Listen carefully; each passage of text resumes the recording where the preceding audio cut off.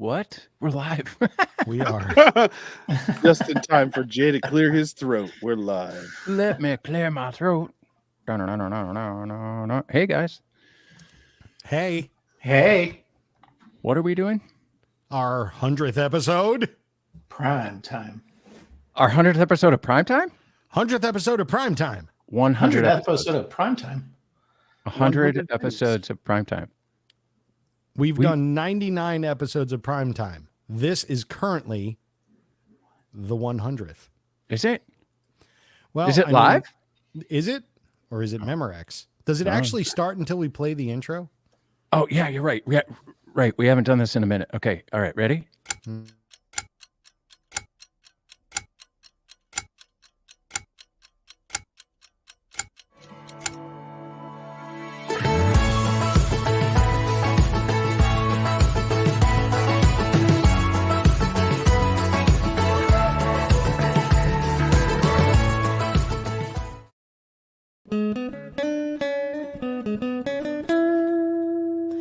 What time is it? What time is it? It's prime time. What time is it? What time is it? It's prime time. Oh yeah. Taylor been around for 50 years. And it's your 100th episode. And everybody knows you're the greatest crew of guitar nerds on the internet. What time is it? It's prime time. Oh yeah. Oh, it's prime time.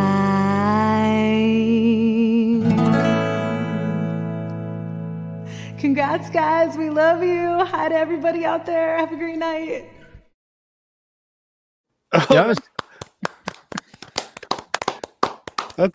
That's fantastic. That was great.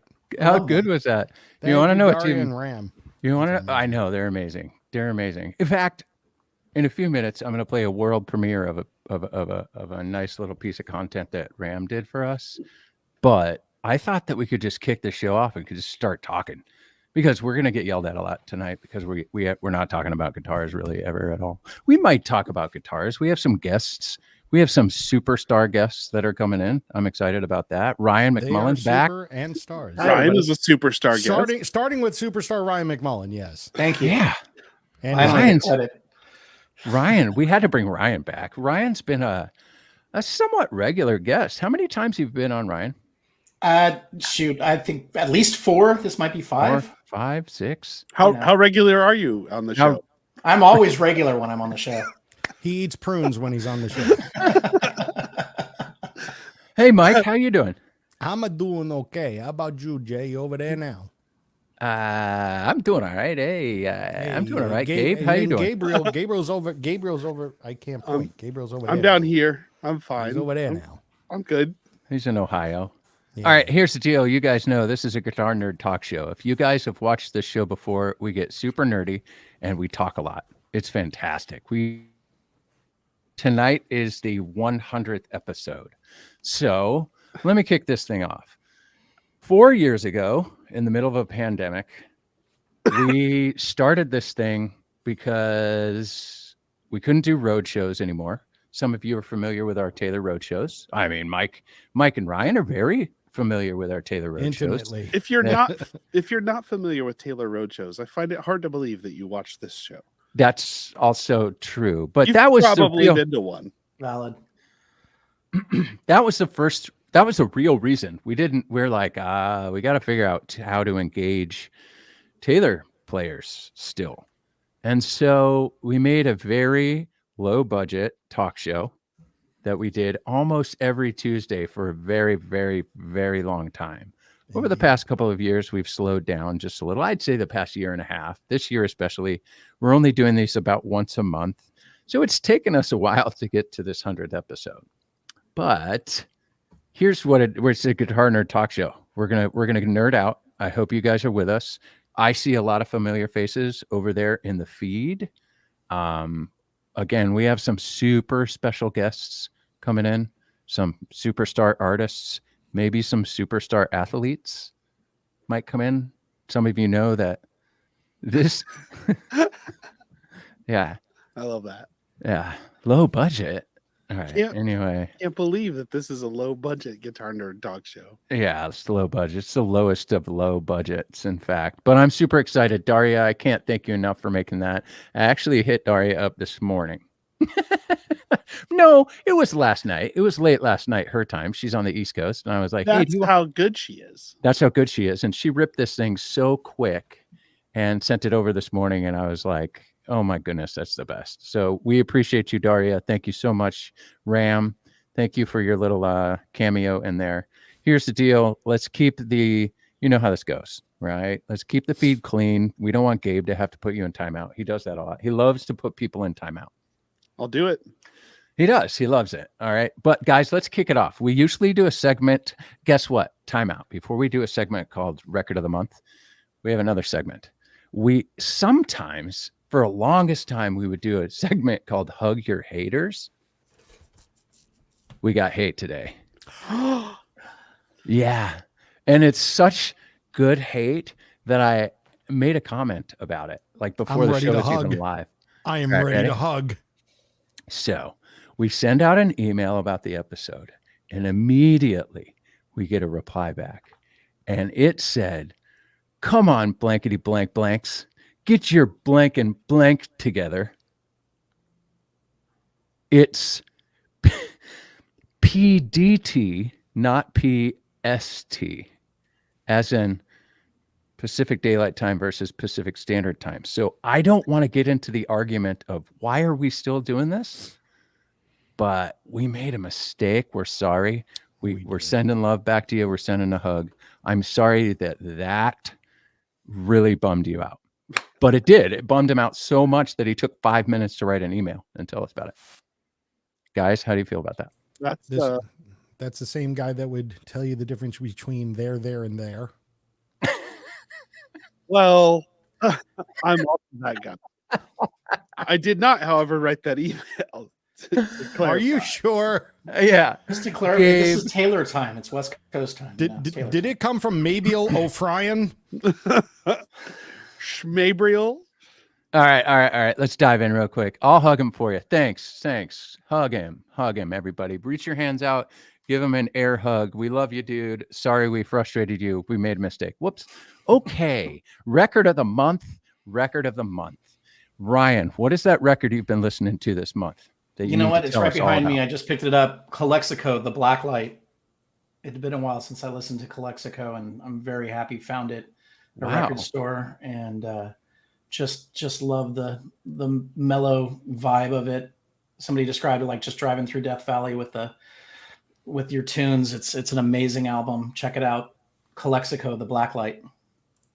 Love it. Gabe, you. New T Swift. Absolutely. It's great. The Taylor Swift record, man. I could go on and on and on and on and on about it, It's man. great.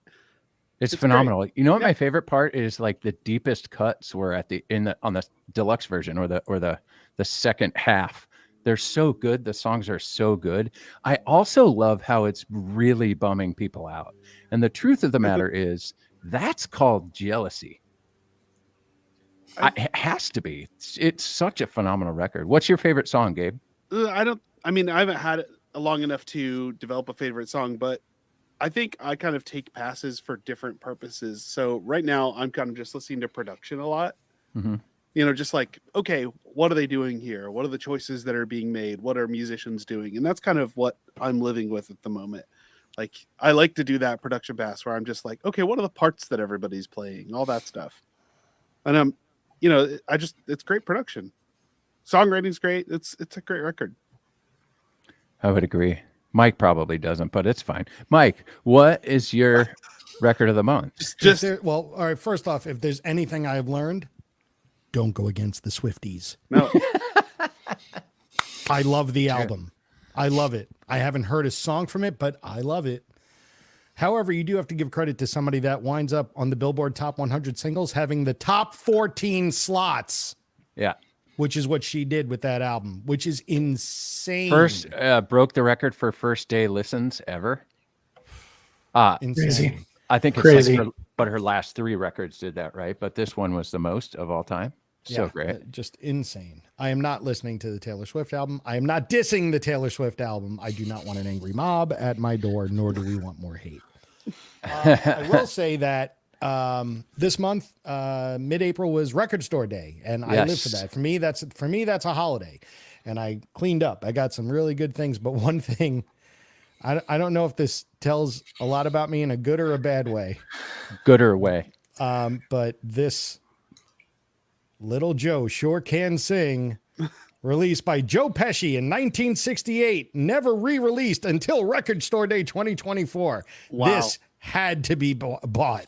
You have not lived until you heard Joe Pesci sing such renditions as Got to Get You Into My Life by the Beatles, or To Love Somebody by the Bee Gees, Fixing a Hole. Oh my Lord, it is hysterical. And it's exactly as you think. I'm imagining like halfway through the song, there's like a breakdown where he's screaming at the engineer and like beating someone. Like, got to get you into my life, you crazy, you so-and-so, you. He's just, he doesn't actually do that on the album, but that's just what I wish it was. That's what I But wish he it does was, too. scream and sing, and he wanted to be a singer at first. So this is a real thing. I'm not even kidding. And I do listen to it, and I laugh every time I put it on. They're going to sell tens more now because you advertised it. Oh, yes. more. Tens, They are if gonna not sell 10 more. dozens. All right, so check this out. Mine, it's probably a tie with the Taylor Swift record and the new Sia record that dropped last Friday. I love Sia. Absolutely love. Sia's my I love she's a wonderful musician, multi-instrumentalist, but people don't know that. She's phenomenal. But those are my 2 records right now. Oddly, 2 pop records. Speaking of that, does anybody have 2 minutes, about 2 minutes? I'd like to play some music right now. And then we have a very, very, very special guest who's about to join the show. So I'm going to play this song for about 2 minutes. Play this clip. This is a world premiere of our boy Ram. You know Ram, Daria, Ram. They're like a 1-2 punch. Our boy Ram made this a while ago, and I was waiting for the perfect time to premiere it, and we're going to do it right now. I'll see you back in 2 minutes.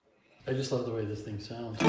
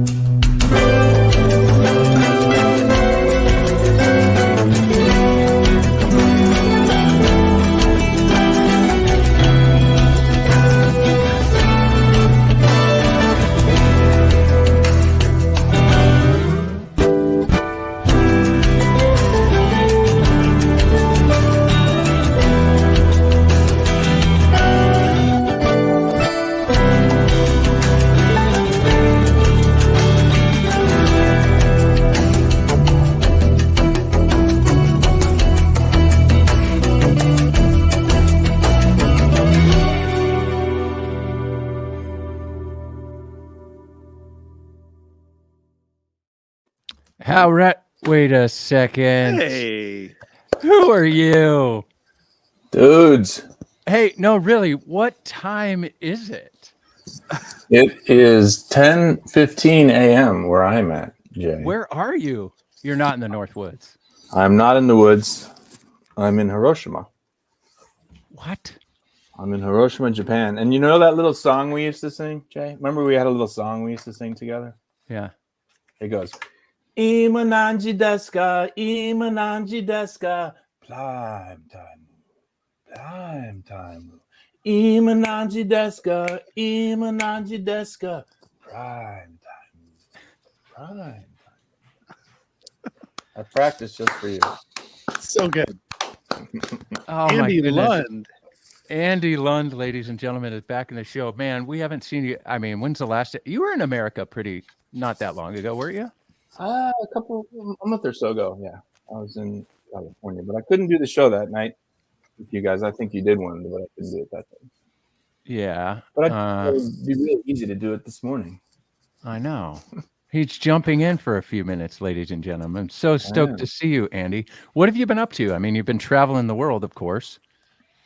Been traveling. I did a 50th anniversary roadshow last week in Seoul, Korea, which went really well. We highlighted the 50th anniversary guitars, and I kind of told a little story about the milestones of the company, and tied it together with the new guitars, and people loved it. There were about 35 people there, and everybody hung out. And now I'm back in Japan working with the team here, and we're on our way to Osaka. We have a trade show this weekend, the Osaka Sound Messa. So we're setting up a booth on Friday, and we'll be showing the 50th anniversary guitars for the first time in Japan. That's amazing. So for those of you who don't know, Andy's one of our sales managers of most of Asia, right? Yeah, the best parts. No, that's not Oh, no. I used to do the whole thing, but then we split up the territory, and our buddy Billy Gill does half of it with us now. So Billy and I take care of all of Asia together. That's amazing. So how's Asia right now? What's the weather good, man? like? I'm having my favorite drink, Pocari Sweat. Talk to us about that. This is an ion supply drink available at every vending machine. You know, there's a vending machine for every 10 people in Japan. You can buy steaks in a vending machine. You can buy little toys. You can buy Pocari Sweat, hot beverages, cold beverages, sunglasses. It's pretty impressive. Suitcases, This is a little product placement. I'm working on a deal right now. bicycles. Can you buy Influencer. guitars out of a vending machine? Is that a thing yet? I don't know, not yet. That's a good idea though. Interesting. Perhaps. So, Pretty big machine. all right, Andy, we have all these Thank you. 50th anniversary instruments out right now. Mm. Of the batch that are out, that are released into the world right now, right? So what would that be? The 50th anniversary GS Mini, This is the GS 50th Mini. anniversary Builder's Edition 814, Mhm. the 217. Builder's Edition 217, yeah. Yeah. So the 314. 314s, the regular 150. 314. Man, we Mhm. get a lot of 50th anniversary guitars out right now. Of the 50th anniversary instruments that you have had your hands on and played, which one is the one for you? The Builder's Edition 50th anniversary 814 CE is an amazing guitar. Rosewood, Sinker redwood, all the nice features of Builder's Edition. The thing sounds amazing. Everywhere I've gone and showed it to people, they just fell in love with it right away. It's easy to fall in love with. It really is easy to fall in love with. Gabe, have you played one? I have not. Well, I very briefly, I think, strummed one, but that's about it. I haven't like physically had one to put it through its paces. No. Mike, Ryan, of the guitars that are out, of the 50th anniversary guitars right now, which one is the one for you? Builder's 8. Builder's 8, right? Yeah, it's like it's not even a question. It's almost an unfair fight in a lot of ways. Not to say that the other ones are bad. They're not. They are phenomenal. Just that Builder's 8 is just that good. I'm not going to disagree. I've been playing the 314, and I really like the sound of that. But that eight, it's warm and it's just it's hitting on all the points. The Builders threes, though, those are really, really good too. Mm-hmm. Andy, you were raising your hand like you needed to say something. Are you going to testify for us? His politeness is unbelievable over here. Zoom was in.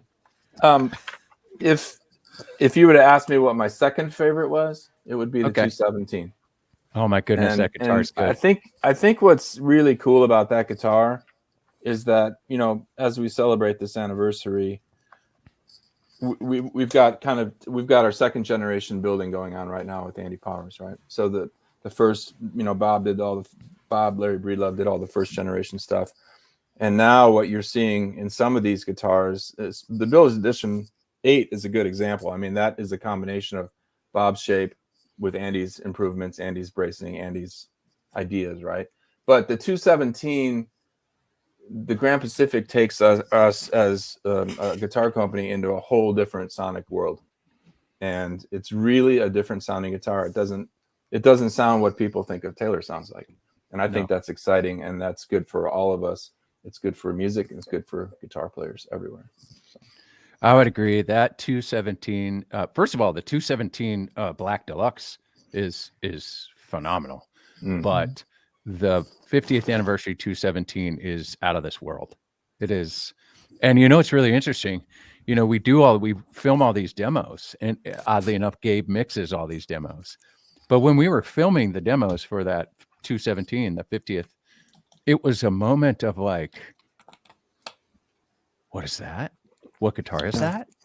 What is that? And we look and see that it's a 217, and you would think, well, it has a layered wood back and sides. No, it smokes. That guitar is awesome. Yeah. Mike, Ryan, how do you feel about that guitar? Concur. Yeah, I'm not going to disagree. That big body, I have my old Dreadnought behind me. I've always been a fan of our big body guitars, and this is, like Andy said, it's a different place vocally for us or sonically for us.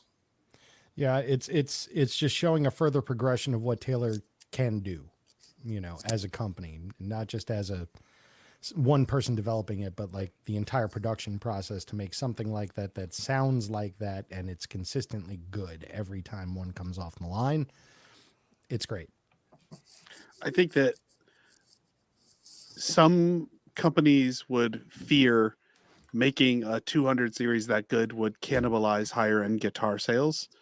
And I think that I've always loved that Taylor puts their best foot forward in everything. Like, oh, can we make a 200 series sound even better? Okay, let's do that. Like, let's not fear that and just try to make the best things we can. I think that's always awesome. Like, it's amazing. Tobias even said it. Oh, that one? That's what it's called, right? That's the 50th anniversary, 217 Sunburst Plus. Man. Yep. All right, Lund. What else do you got for us? What are you doing? Where are you going? What's your next 2 weeks look like? Well, we're going to go visit a few stores here in Hiroshima today, and then we're going to get on the train and go down to Osaka. We set up the booth on Friday, trade show Saturday, Sunday, and then I got I got a trip to Australia on Tuesday. What for? I'm going to be doing some work for Billy. Billy Gill, the guy I just mentioned. Yeah. Just a little quick stop in Australia there. Just a quick stop. Yeah. just a little quick stop. Just drive down the road. He needed a little help. I thought I was going to have next week off, but he called me last night, so he needed a little help. So he's my buddy. I'm going to take care of him. So. It's really funny is we work with a video production company, Boost Inc., and the guy who runs the company, Chris Sorensen. If you guys are familiar with our Ebony project, he helped us make that documentary and that whole docu-series. And he's worked on a lot of stuff. He collabs with stuff with Gabe, et cetera, et cetera. And last week, it was Wednesday, I called him and I said, "Are you back in town?" Because he had just been in India. He said, "Yeah, I got back yesterday, but I'm leaving tomorrow." I said, "Where are you going?" He goes, "I'm going to Jakarta." I was like, "For what?" And he goes, "Well, so Chris is in a band. They're called Seosin. They're pretty big.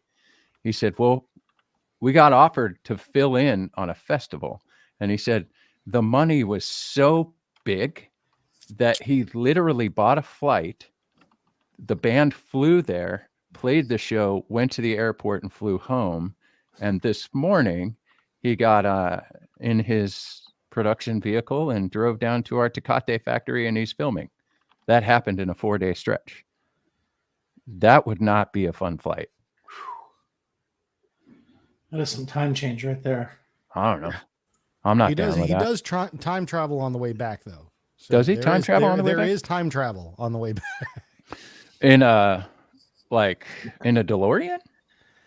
I think you gain a day on the way back or something like that, right, Andy? Am I right in saying that on the flight back from Asia to California, you get a day? You get home on the same day you leave. You travel like for 20 hours, but you get home on the same day. Huh. That's nifty. Well, that's crazy. All right. Well, Andy, we really appreciate you stopping by. So good to see you, man. Good It's to really see you good to guys. see you, Hi, man. Andy. Are you going to Congratulations on bounce? Are you doing just going to 100 things. hang up right now like it's a Zoom meeting and you're going to be like, all right, guys, I'm out. I got a hard He's got to stop coming visit up. stores. You got I a got hard work stop. You got a hard stop coming up. I could just remove you from this feed if you want. You want me to do that? Yeah. All right, everybody. Say goodbye to Andy. We See miss you, you, Andy. buddy. Thanks for jumping in. Oh man, Andy Lund, guys, That was cool. Best. It was good to see him. all the way from Japan. You know, Love I saw Andy. Andy when he was in the U.S. last time, and Yeah. I saw him for less time than what we just saw him on this show. Yeah, that was That's how pretty busy great. that guy is. Yeah, I saw him at his desk, and I was like, "Is that Andy?" And I think I was on the way to a meeting, and I came back, and he was gone. And then I saw him walk this way at one point, and I'm like, "Is that Andy?" Like I kept seeing. I thought I was hallucinating. Fair, I could be hallucinating, but I wasn't. It was Andy. It was really good to see him. Man, I love that guy. For those of you who are newer to the show, Andy was, here's how it worked. The first episode was me and a guy named Chris Sharp, who used to work at Taylor. Sharpie. Oh, Sharpie. And we love Sharpie to death. He decided to leave Taylor and go do other stuff. I mean, which we all do. So the first episode, wow, was me, Sharpie, and Bob Taylor in the middle of the pandemic, and we had absolutely no idea what we were doing. We used Zoom. Gabe, remember that? I do. We used Zoom to go live. We had this big giant Zoom logo on the screen because you couldn't get rid of it. It was unbelievable, man. We've come a long way, and we appreciate every single one of you guys for doing this. All right, so here's the deal. We got a couple more guests, and we're going to get into the thick of the show. We're going to do some just unbelievable game playing and interviews. We're going to talk guitars. We're going to talk nerd stuff. But before that, I have another special message from a very, very, very, very good friend of the show. Ladies and gentlemen, our boy Tony wanted to say something. Hey, Primetime Live family. Tony Policastro here from Tony's Acoustic Challenge, coming to you from an undisclosed guitar bunker. I wanted to take a second and wish you a very happy 100th episode from one guitar geek to a bunch of guitar geeks. Cheers to you. Cheers to the last 100 episodes. Cheers to the next 100 episodes and many, many more. Take care. Guitar Geeks Unite. Tony. Oh, that was nice. Good to see Tony's face. Yeah, That's man. cool. Tony's such a good dude, man. He's so great. And we've been talking a lot about there's a very secret project that I've been working on for about 2 years. And when it's finally time to launch this thing somewhere in the middle of the year this year, you guys will all go, oh. And that is why we haven't had a show every week. Oh, there's something that we've been working on, we've been scheming on for 2 years. And I'm so excited. I wish I could tell you about it now, but we're kind of under an embargo, so I can't. Do it. So I know I want to so badly, Mike. I I know I want to so Between us badly. friends. Come on. I'm not going to, but what I am going to do, Peers, we are applying the pressure. I'll send you I a know. Guardians hat. I know. Don't send me a Guardians hat. You know what? I Oh, have. you All right, you Guardians just hat. killed it. You just killed it. A Guardians hat? Really? Really? I mean, I would rather wear like all Yankees gear all the time Which And I then- would love. than one Guardians hat. I would never do. I have Guardians hats because I have way too many hats. But all right. Oh, I I'll forgot shut my up. hat. Today was going to be a hat day. I forgot. I It forgot wasn't- to change mine before the show. I was going to torture Jay a little bit, but I didn't. All right, fine, you didn't. In fact, But you I'm know, wearing a San Diego hat. Northern Pine is in San Diego. you know what we can do, ladies and gentlemen. You know, for this entire 100 episodes that we've been doing this thing, I've been trying to turn this show into a sports podcast. So, ladies and Because gentlemen, I you think in the learn 100th episode, we're going to turn this thing into a sports podcast. Oh, I'll be yes. right back.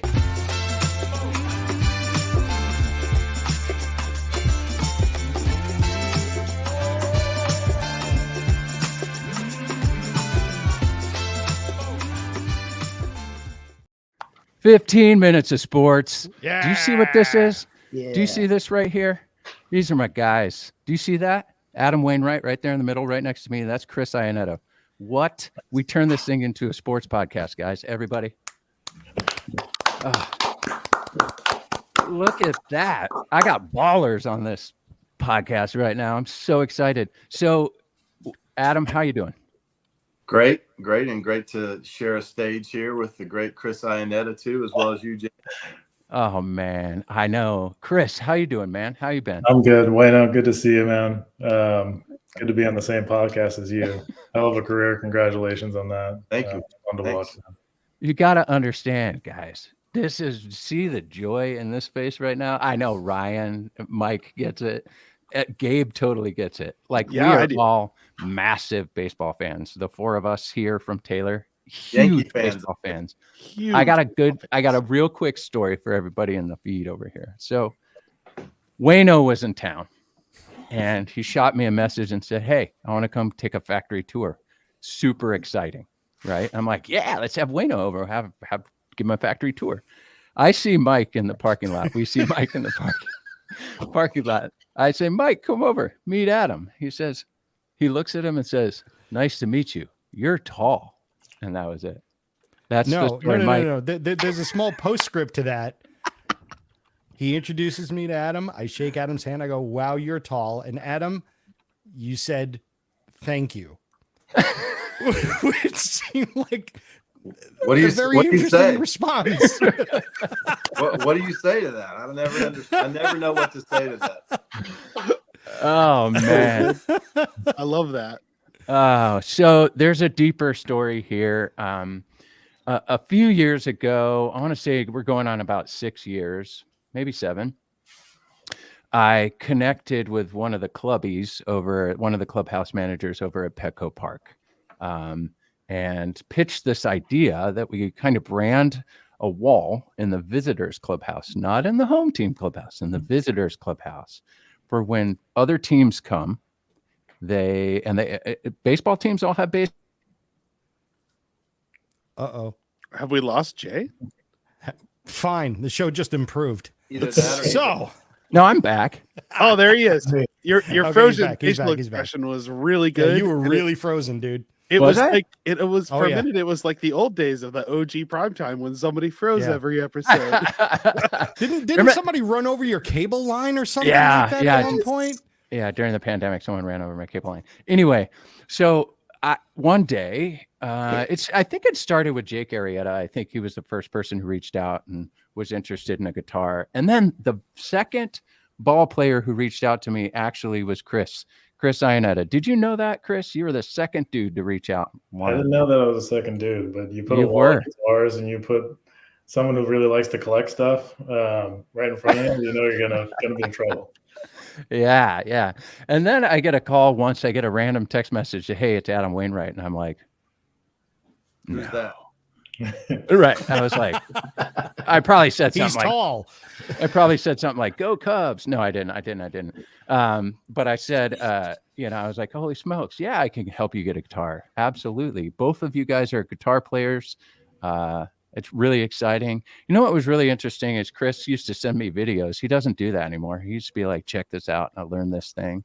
But maybe you will. Chris, weren't you in the 10th anniversary of the GS Mini project? Maybe. Yep. I thought so. Yeah, it's fun. I mean, I am not a good guitar player at all, so I'm very humbled to be in the same conversation as some of you guys, and I appreciate that.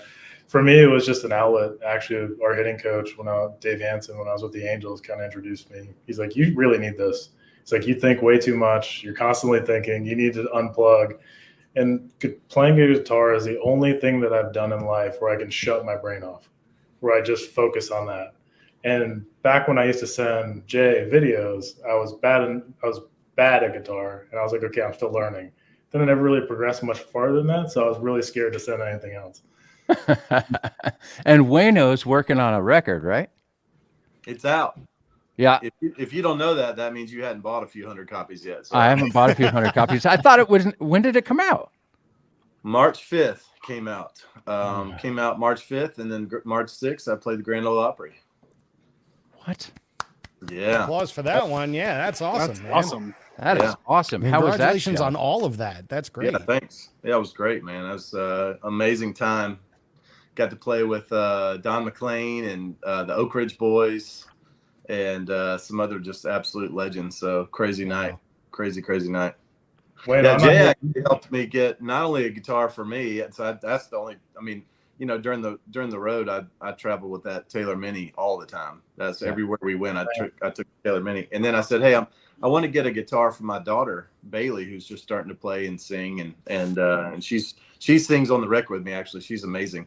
And he's like, yeah, what are you looking for? I was like, well, it's going to be our first real guitar. I have a little, kind of a starter guitar, but it's going to be our first real guitar. He's like, dude, I got the perfect one. And he sent me a picture of this Taylor. It's unbelievable. I can't remember the model name. K21. K21. GT, K21, yep. Pretty, and it's got her name etched on there. And I thought, golly, this is unbelievable.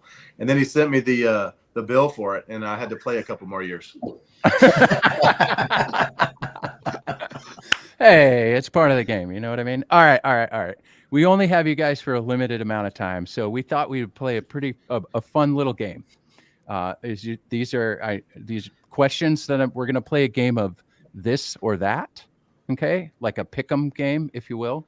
We're going to talk some sports, maybe some music, maybe some guitars, maybe. So these questions are for both of you. All right, ready?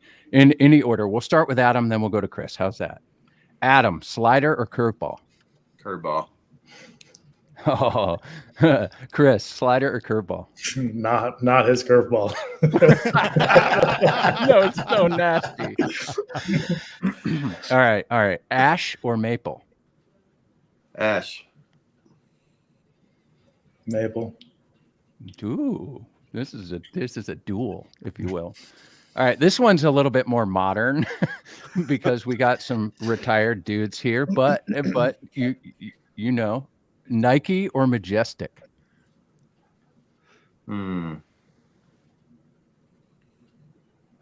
Majestic. I was a Nike athlete for gear, but uniforms wise, Majestic all day long. Yeah.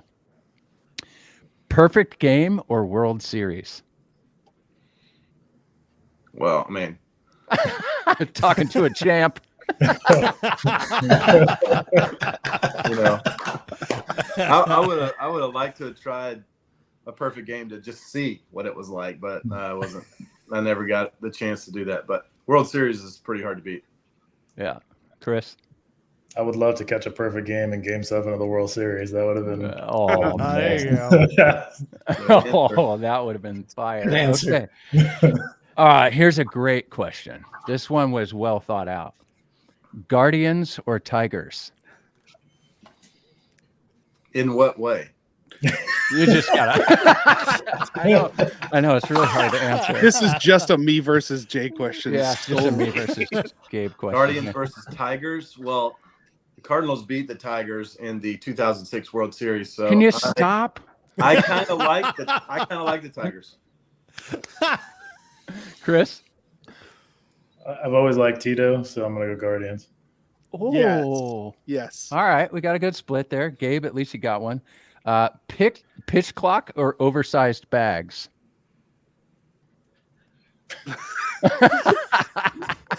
Pitch ball. Pass. Okay. I'm old school, neither. Yeah, I I, know. I want to Yeah. say neither, but a little bit of a pitch. I mean, some of these guys need a clock, but you know, Yeah. in big moments, I wish they would turn it off. Yeah, The that's pizza fair. boxes aren't it either. No, Just no it's not.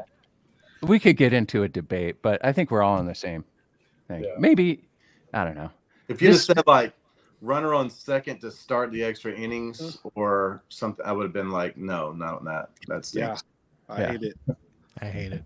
It's the Sometimes I worst. like it, depending on the game. It's like I know, but it's like a guy's on second all of a sudden for free, and then pitcher gives up 2 ground balls to second, and they're losing. I don't understand. Yeah. Yeah, that's kind of wild. No. Let's see if you do in like the 16th inning, maybe. When everyone's exhausted, but Yeah, right we'll give you 15 tries, but if Yeah. it doesn't work, Yeah. can't do it by then, we'll help you out. All right. This is a guitar question. Cutaway or non-cutaway? I am not skilled enough to use a cutaway traditionally just yet, so I'll say the old dreadnought. There you go, Chris. I'm not skilled enough to know the difference, but I have a cutaway, so I'm going to go with that. There you go. That's a good one. I love it. All right. This one's difficult question. This one's very difficult. Peanuts or Cracker Jacks? Peanuts, Peanuts. Right? especially if they're boiled. Oh, here we go. Look at that. Boiled peanuts. All Boiled right. peanuts. Boiled peanuts. All right. Now you're both performing now. Okay. This is a performance question. National anthem or God Bless America? Well, I sang the anthem. Anthem. Anthem. There's definitely not a forum in which I'd be doing either. But I would go with the anthem as well. Anthem is actually a very hard song to sing. Yeah. Is it? I know this isn't my interview, but I have to ask, Wayno, what was more nervous in the World Series or on stage? On stage for sure. Yeah. Good question. But anthem above all of them. No question Believe it. about it. I believe that. Yeah. Do you have plans to sing the national anthem again at any time? Well, I need to try it again because I did it without in-ears and I did it. And there's a 2-second delay in Bush. And, Man. and so it was very tough, but, yeah, I want to try it again. I love Great it. ballpark, though. Great ballpark. It's a great ballpark. One of my favorites. I love it. I was just there like this fall. All Me right. too. All right. I got a couple more questions. All right. Thank you guys for playing along with that. We really appreciate you jumping on this thing. Some Taylor players. We appreciate you guys a lot. We appreciate your careers. Man, I'm a fan of both of you guys. So everybody, we're doing trivia at the end of the show. And 2 of the prizes, we're doing 3 trivia questions. It's going to be a special round of trivia. 2 of the prizes are one of them is an autographed Cardinals hat by Wayno, and one of them is an autographed Angels hat by Chris Iannetta. So we're pretty excited about that. I do have a couple of questions, though. These are baseball related. This is the sports podcast segment of the show. Chris, what was it like trying to hit Wayno? It's awful. Right? He did Do all you- right. No, it Do was you- terrible. Listen, I'll tell you a story that I've never told anybody in my life. It had to be my first or second year. Wayno, you just got off of being like a rookie in the World Series, and it might have been the first time I faced you. And I was like, all right, I'm not gonna strike out. I'm not striking out against this curveball. I think I fought a few pitches off, and then I punched out on the curveball. So never enjoyed facing you, dude, ever. Well, you got some hits. I'm looking it up right now. I don't think I did. I really don't. This is great. Hey Jay, can I ask a question quick? Go ask him. Since we're on I that might have topic, walked, so but not a hit. so for each of you guys, this is going to be, Wayno, who is the toughest hitter you ever faced, and Chris, who is the toughest pitcher you ever faced? Oh, wow. You go first, Chris. All of No, them. I've been ready for us. No, I mean, you know what? When you face major league pitching, they're all ridiculous. I mean, on any given night, you could be facing the best pitcher at all. I don't know, I'd say any closer at any given Oh. time from a stuff standpoint is always a challenge. I can't single one out because there's so many good ones, but they're all ridiculous. I know probably my worst numbers was Max Scherzer. I had no chance. Did okay against him when he was in Arizona. He went to Detroit and beyond, and I don't think I made contact after that. Wow. No one did. Yeah, no one did. I don't know what happened, but it was ridiculous. You learned how to pitch. Yeah. So the answer was you were correct. You did not get a hit, but yeah, I don't think so. you came close a couple times. Yeah, maybe. Oh man, that's nasty. So Wayno, who if you never, well, I mean, you're not facing anybody now, but if you never faced them again, it would be too soon. Aramis Ramirez was a guy that was always very tough on me. You know, when he was with the Cubs, he started in Pittsburgh and he went to the Cubs, then he went to the Brewers. I could never get away from him. He was always in the Central. I'm like, I went on a mission trip to the Dominican Republic and I went to an Escogido game. And the first person I saw at the Escogido game was Aramis Ramirez. I was like, get out of my life. Get away from me. But until his last 2 years, when he started to kind of age out a little bit, he was hitting over 400 off me with lots and lots of bats. I mean, he hit a 3-0 curveball in the other batter's box off me one time for a double. I just don't know. I think he knew everything I was throwing somehow. You know what I love about baseball players, and this is what I think I appreciate so much, and actually, this is one of the things I appreciate about our next guest, because his wealth of knowledge, but it's memory. You guys have memory. And it's like it's just tarnished, right? It's just in there. It's like it's stuck to the point where you even kind of forgot that he might not have got a hit off you. Chris didn't forget. And he was right. He did walk once. Man, it's been great, guys. Thank you so much for jumping on the show. We really appreciate it. We know you're busy in retirement. We know you're making music and playing shows. Adam and Chris, how's the winery going? Good. 2 wine labels in Napa, going well. Been doing that since 2012 with Verna Wells. Trying to grow that out as much as we can. It's been fun. There you go. Both, we want to give our best to your families. Thank you guys so much for jumping on. We really appreciate you guys. Is it true that we all get a free bottle of wine now that we're on the show with Chris? Yeah, send me your address. I'll make the connection. All right. I've had it. It's really good. I really appreciate it. All right, guys. Thank you so much for jumping on. I'll pull you out of the show, but guys, ladies and gentlemen, I finally got to turn this into a sports podcast. We appreciate you guys so much. Heck of a career, both of you guys. Thank you for making my dream come true. Have a good night, guys. Appreciate it. Chris, good seeing you. Nice meeting you. See you, Wayno. Ha! How awesome was that? And Jay just turned into 15-year-old Jay going, I look at that smile. Look at that. I know. It's Glowing. so good. They're both so kind. They're both so kind and so generous with their time and always checking in. I mean, you know what I mean? It's more than that. We do this not just prime time. We do what we do because we absolutely love it. It's phenomenal. Super interesting hearing how Chris started with guitar too, like from his pitching coach. That's super fascinating. That is the normal thing that I get from people. That's really cool. I love hearing stuff like that. Yeah. So anyway, not bad for a low budget podcast. Not bad for not bad at all for a low budget podcast. So not bad that we're going to bring in another guest. But before we bring in that guest, this is a very, very special guest who's been on the show a couple of times. I'm going to play a little clip. And this little clip is very special to me because my squad just made this clip. It's also very special to him. You'll know what I mean right after I play it. We'll be right back with our next guest.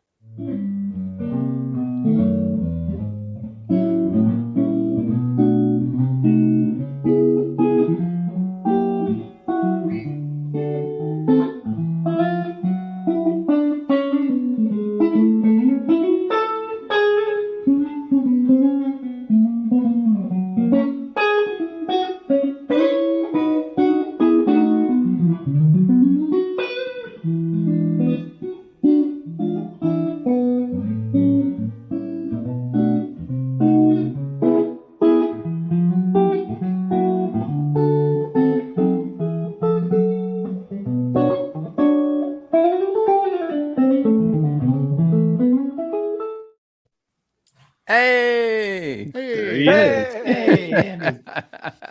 hey, it's our Guys. chief. That's what I'm talking about. How we doing? How you doing, Andy? I just saw you. Yeah, that was earlier. That was a different workshop. That was a different workshop for sure. Andy Powers, ladies and gentlemen, our CEO, our president, our chief guitar designer. He was just ripping one of his Powers Electric A-type guitars. That was what color was that one, Andy? I didn't quite catch it. I think that was it was one of the gold ones that Aaron had picked out. I think it was Byzantine gold or something. The Porsche color, I think, but I'm not quite sure. Man, Andy, how fun is Powers Electric for you? Oh man. Well, you know, it's kind of like you've got your regular band and your regular set list that you play, and then you've got that other style of music that you know, it's like your side gig. It's like your side project. You go, oh, that's really fun. I do that just because I like it. Yeah, for sure. It really has been fun helping develop that brand. As you know, we've been busy over here. Andy had his side hustle, his side project that we've Pandemic side hustle. Yeah, just a little side hustle. Yeah, I mean, it's, you know, That whole thing. he does all the stuff at Taylor and has to do something else. Everybody's got those things. Like I remember hearing a story that a songwriter friend of mine, Jack Tempchin, he was telling me this. He's got a lot of good stories, right? You know, he'd written a bunch of tunes with different members of the Eagles, all these, you know, very illustrious career as a songwriter. But he told me the story. He was hanging out with Brian Wilson, right? And Brian takes him into his studio, goes, "Hey, I got to play these songs for you." Plays all this music. And Jack had said, oh, this is like the most incredible music I'd ever heard Brian write, produce, record, just absolutely incredible. He goes, well, Brian, how come you don't release any of these tunes? He goes, oh, no. These songs are private. These ones are not for public. These are just songs for me, you know? So everyone's got those things that they love working on just because they're fun to do. Absolutely. And the colors, I think it's so you know, some of us in the marketing team are like, wow, there's a lot of colors. And some of us in the marketing team are like, keep going. Yeah. I might be one of those guys over there. Keep going, guy. How many more colors do you think we'll have? I don't know. It depends on when we run out of fun ideas, fun things to try. I know, it's so great. All right, Andy, here's the deal. We got we're going to get into the bulk of this. The name of the show actually is Guitar Myths and Burning Questions. So we're going to talk about some guitar myths, and then we're going to ask you some this or that style questions. Okay. So the first question that we have, or the first myth that we have, is guitar is hard to learn. How do you feel about that? I think it's a yes and no answer, because once you learn it, it's very easy, but it's as hard as you want it to be. When you're first starting, it is unbelievably hard. It is really, really, really, really hard. The first 5 minutes is like the worst 5 minutes of your musician life, right? Your fingers hurt. It feels like they're not even connected to your brain. You don't know how to strum the thing. It feels awkward. You don't even know how to hold it. It's really hard.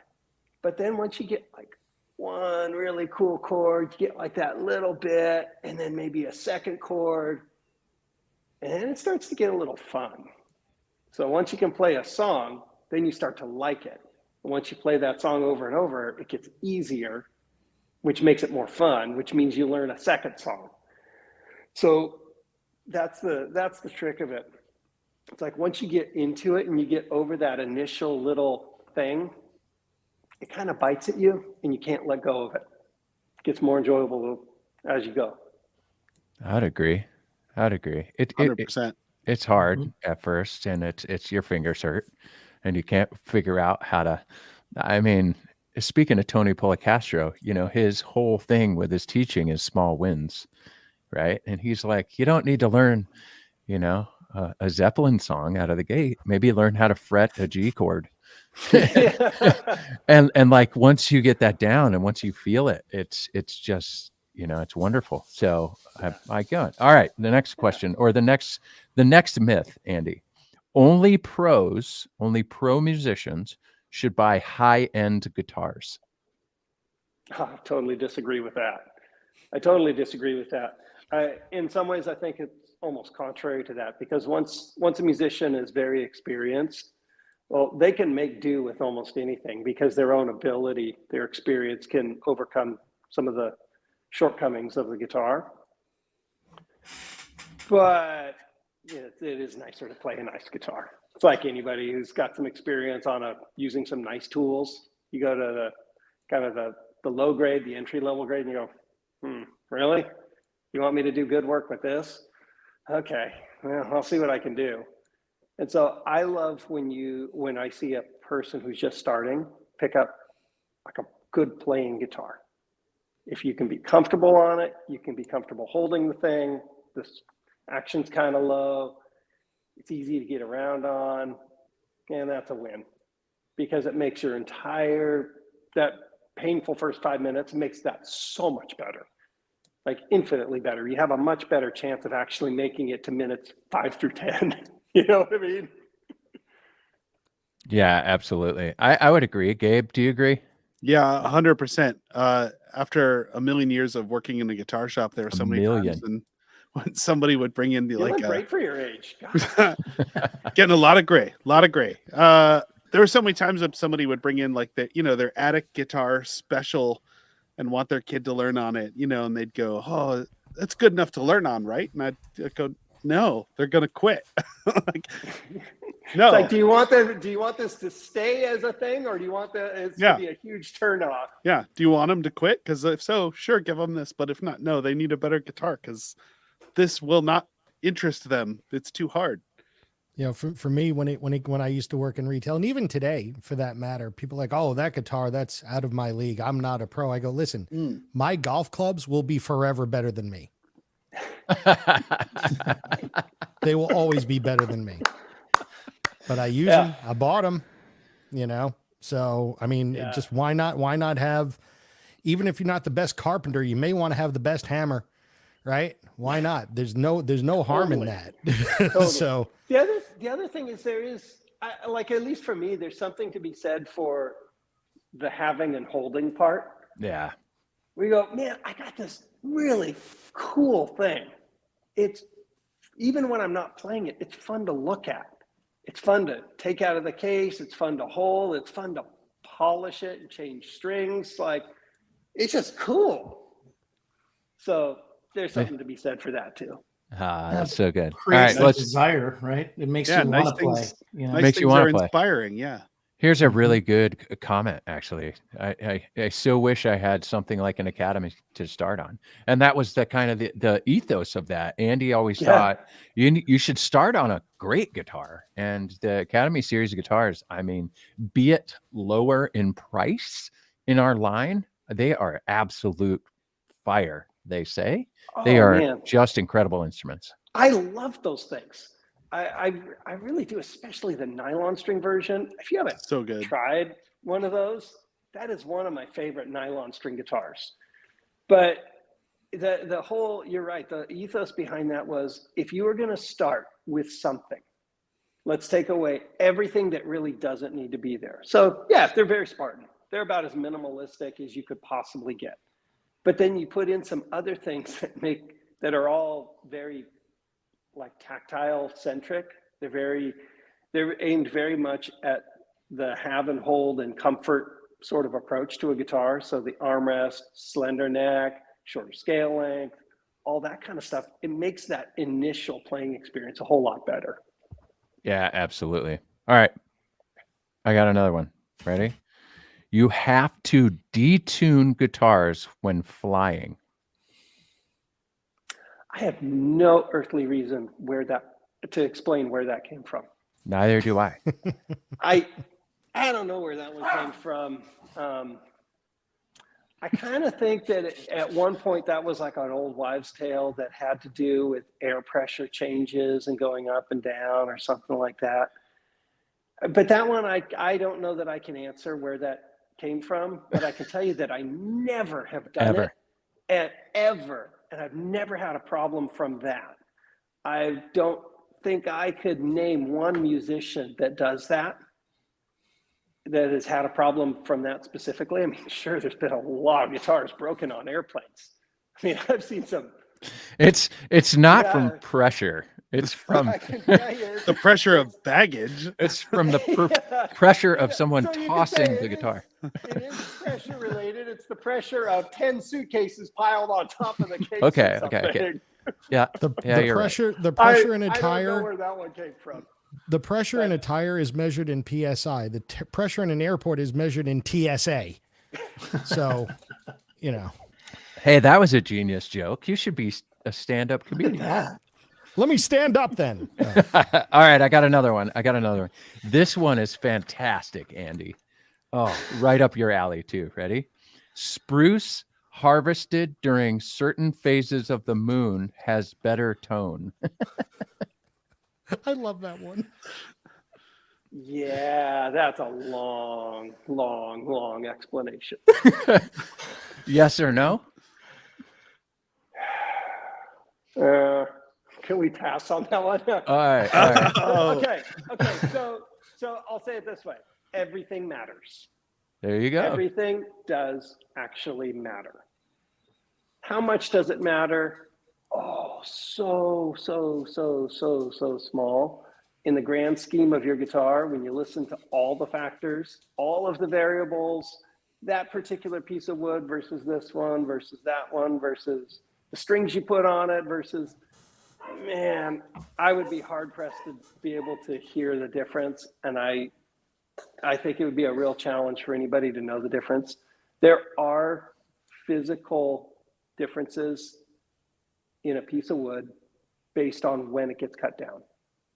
More importantly, how it's handled and dried afterwards. That's, to me, is the bigger factor. And so, yeah, there is something to it. How big is that? Ooh, that's very low on my personal importance list. But I will say, ladies and gentlemen who are watching this show, and there are a lot of you, thank you so much for hanging in there with us. Thank you for making this 100th episode great. I will say, if there is anyone on this planet who can tell the difference, it's Andy Powers. So there's that. We will take it at that. I got another one for you, Andy. This one is also really, really good. Taking your guitar into the bathroom while taking a hot shower will help humidify your guitar. That would be the guitar equivalent of drinking from a fire hose. Like that's a lot of humidity in a short amount of time. The wood that guitar is made from probably won't be able to absorb that much water that quickly, and you'll end up causing some. Well, most likely you're going to be past the condensation point. It's going to beat up as liquid water and cause some damage here and there. I wouldn't recommend it. I'd recommend a regular humidifier and put it in the case if the guitar is all dried out. Did Jay freeze again? Jay again? Yeah, Jay froze again. He needs that hot shower, man. He's taking your answer in, Andy. now. He's really taking the He's answer just in. really thinking about it. All those times he showered with his guitar. No, it's because I got a surprise guest that just sent me a text. That's why I froze, because I don't think StreamYard can handle this many people all at one time, but we're making it do. All right, Not Andy. this level of awesomeness. All right, one second. I got to send somebody something so that they can jump in the show. All right, hold on. Jump in the show or jump in the shower? Do you want me to ask him another one while you send that, Jay? I got it. Here we go. All right, and the last guitar myth. Bridge pins made of precious metals and other special materials improve tone. To me, okay, so you can hear difference between different bridge pin materials. The thing that matters more to me is how the pins fit in the bridge. When they fit really good and tight and they make a good snug connection, that matters a lot. Making sure that the ball end of the string is tugged up tight against the underside of the bridge plate, that matters. Those kinds of things matter quite a bit. Yeah, you can hear a small change with different styles of bridge pin material. It's subtle, but it does matter. It's not as dramatic as, say, changing saddle material. You hear that a lot more. So yeah, it matters. It's just, there's so many things about guitar that they're like these tiny little, not even 0.5%. We talk about the last 0.1% of something, yeah, they matter. And sometimes it can be just the right ingredient for that particular guitar, for that particular player on that day. And in that case, yeah, it matters more because everything matters. But a lot of those little details, they're very small in relation to major things. Like, is the guitar set up well? Are the frets good? Is the guitar properly humidified? Are the strings fresh? What kind of pick are you using? Those kinds of things, you're going to hear it more. I mean, you heard it from the man himself. He just he answered all of our myth questions. Gabe, do you have any questions that you want to ask Andy while he's on camera? Oh man. Other than like a special powers color request, you mean? Or what you got in mind? I'm all about the greens. All about the greens. Okay. Any particular favorites? Man, British racing green is a favorite. Anything that's okay. Irish colorways are my thing for sure. There's been some really cool there was an olive one that I saw that was recent, that was black olive looking thing that was almost green but almost blackish. Yeah. Right? Yeah. Yeah. That color was way cooler in person than I thought it was going to be when I saw the can. That was special. I was like, that was a really cool color. That was special. I was like, we did a couple of different versions of a classic British racing green that we turned into metallics. Yeah, that was pretty neat too. They're all. I send Aaron Dablo screenshots of powers. We send them back and forth on the regular. Look at this one. It's so good. Yeah, the automotive world really embraced color a lot more than other places because you think of the variety of shapes and lighting conditions that you're going to see a car in. How many different cars, how many different manufacturers, how many different designers, and you can use color as a big component in your design language. So it's a thing. Yeah, and so many things synonymous with a brand, a particular color that they use, and nobody else really uses the same thing. That's so good. I love it. Yeah. All right. You see what we did there is we took a little time so that we could bring in our next surprise guest to play a game of this or that with Andy Powers. What do we got here? We got Bob Taylor. Hey. I have no voice, and I'm coughing. Man, all right. Well, you still didn't get over that cold. It manifested itself even deeper. Bummer. Yeah, on Friday when I felt that tickle in the back of my throat, I did the mind over matter thing, like it's not a cold, and then it was a cold. Yeah. Well, Bob, we appreciate you jumping on, man. I know you weren't feeling well, but the fact that you have been championing this primetime podcast for 100 episodes, we appreciate. First of all, we appreciate everything both of you have done for this company. Bob and Kurt, thank you for creating this journey for all of us. So you know what I thought, Bob? You'll get on here on camera with Andy, and we are going to play a little game of this or that. It's very simple. I'm going to say one thing or the other thing, and we're going to start with Andy, then go to Bob, and you guys just answer these questions. Here we go. Ready? Espresso or latte? Andy. Espresso. Bob. Espresso. Oh, okay. This is a good one. Oh man. You guys, Gabe and Mike know the next one. Ready? Telecaster or Les Paul? Telly. Oh, yeah. Okay. Okay. It's getting wild. This one is going to be the best one. Let's see how they answer this, fellas. Rosewood or mahogany?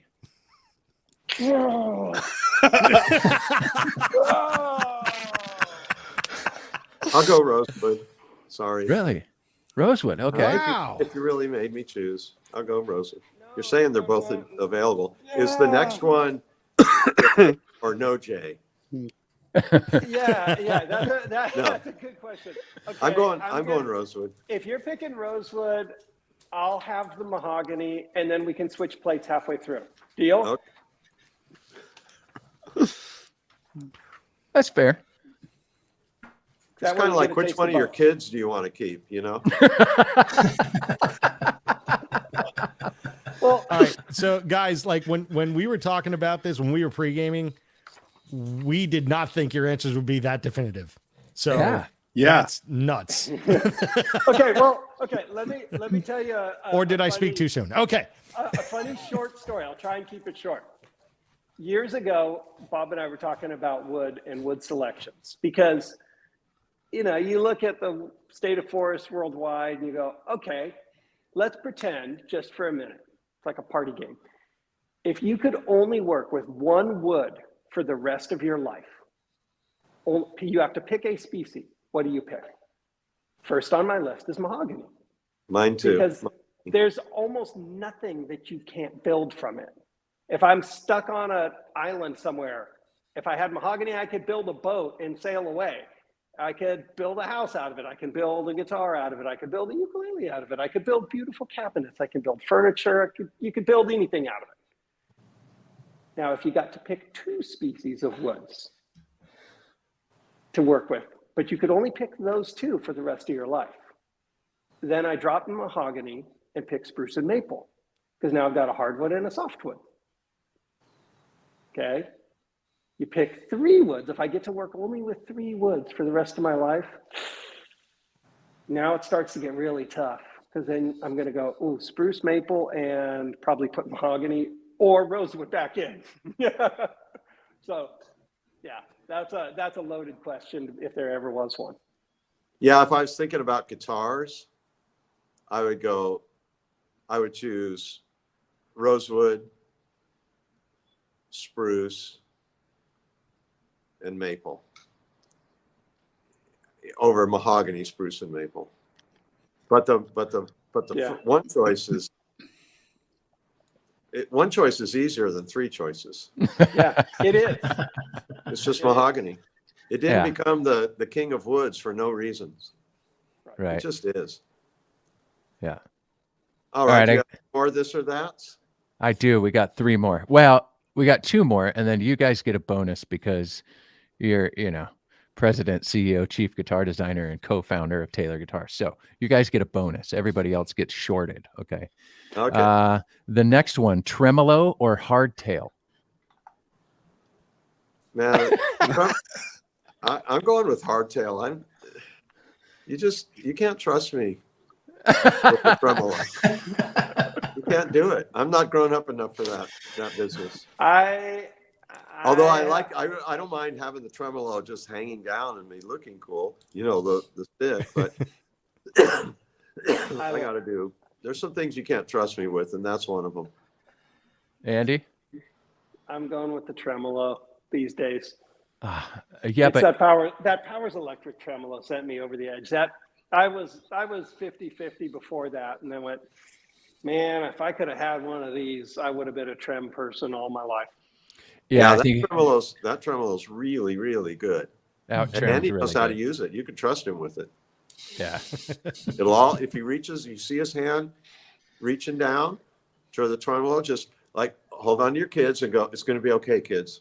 Nothing weird's going to happen. It's going to be okay. That's Andy. That's pretty funny. That's kind of exactly how I am. It's like, I'll just let Andy have the trem because he knows what he's doing. For sure. All right, I got another one. This one's really difficult, probably for both of you guys. I apologize in advance.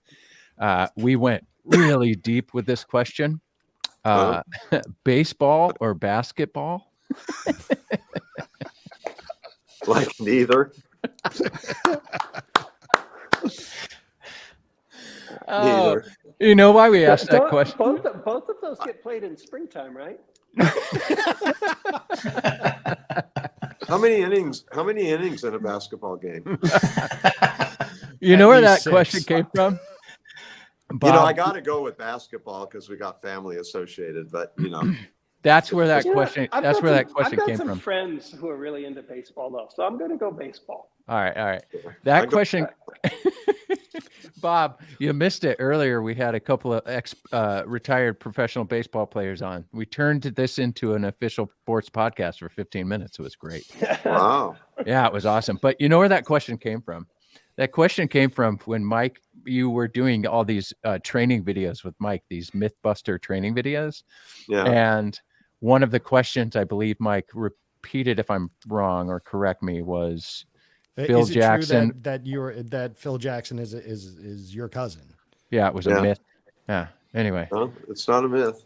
Yeah, Phil Jackson is Bob's cousin, and if you read his book, you read the foreword that was written by Phil Jackson. So, anyway, well, my grandma Taylor, when I was a junior or a senior in high school, she forced me to go out for the basketball team. Oh, you know, Philip, he's doing so good with his basketball career. You know, he's playing for those Knickerbockers. He's just doing great. And you're tall like him. I'm not tall like him. I look like a 12-year-old boy next to him. But no. So I went out and tried out for basketball because Grandma Taylor really pushed me into it. And I got cut immediately. And that was just like one of the greatest days of my life.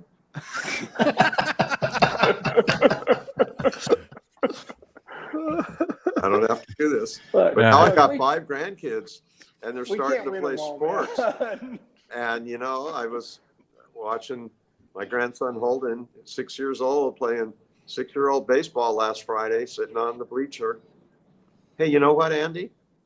I know why they call them bleachers. Does anybody here know? No.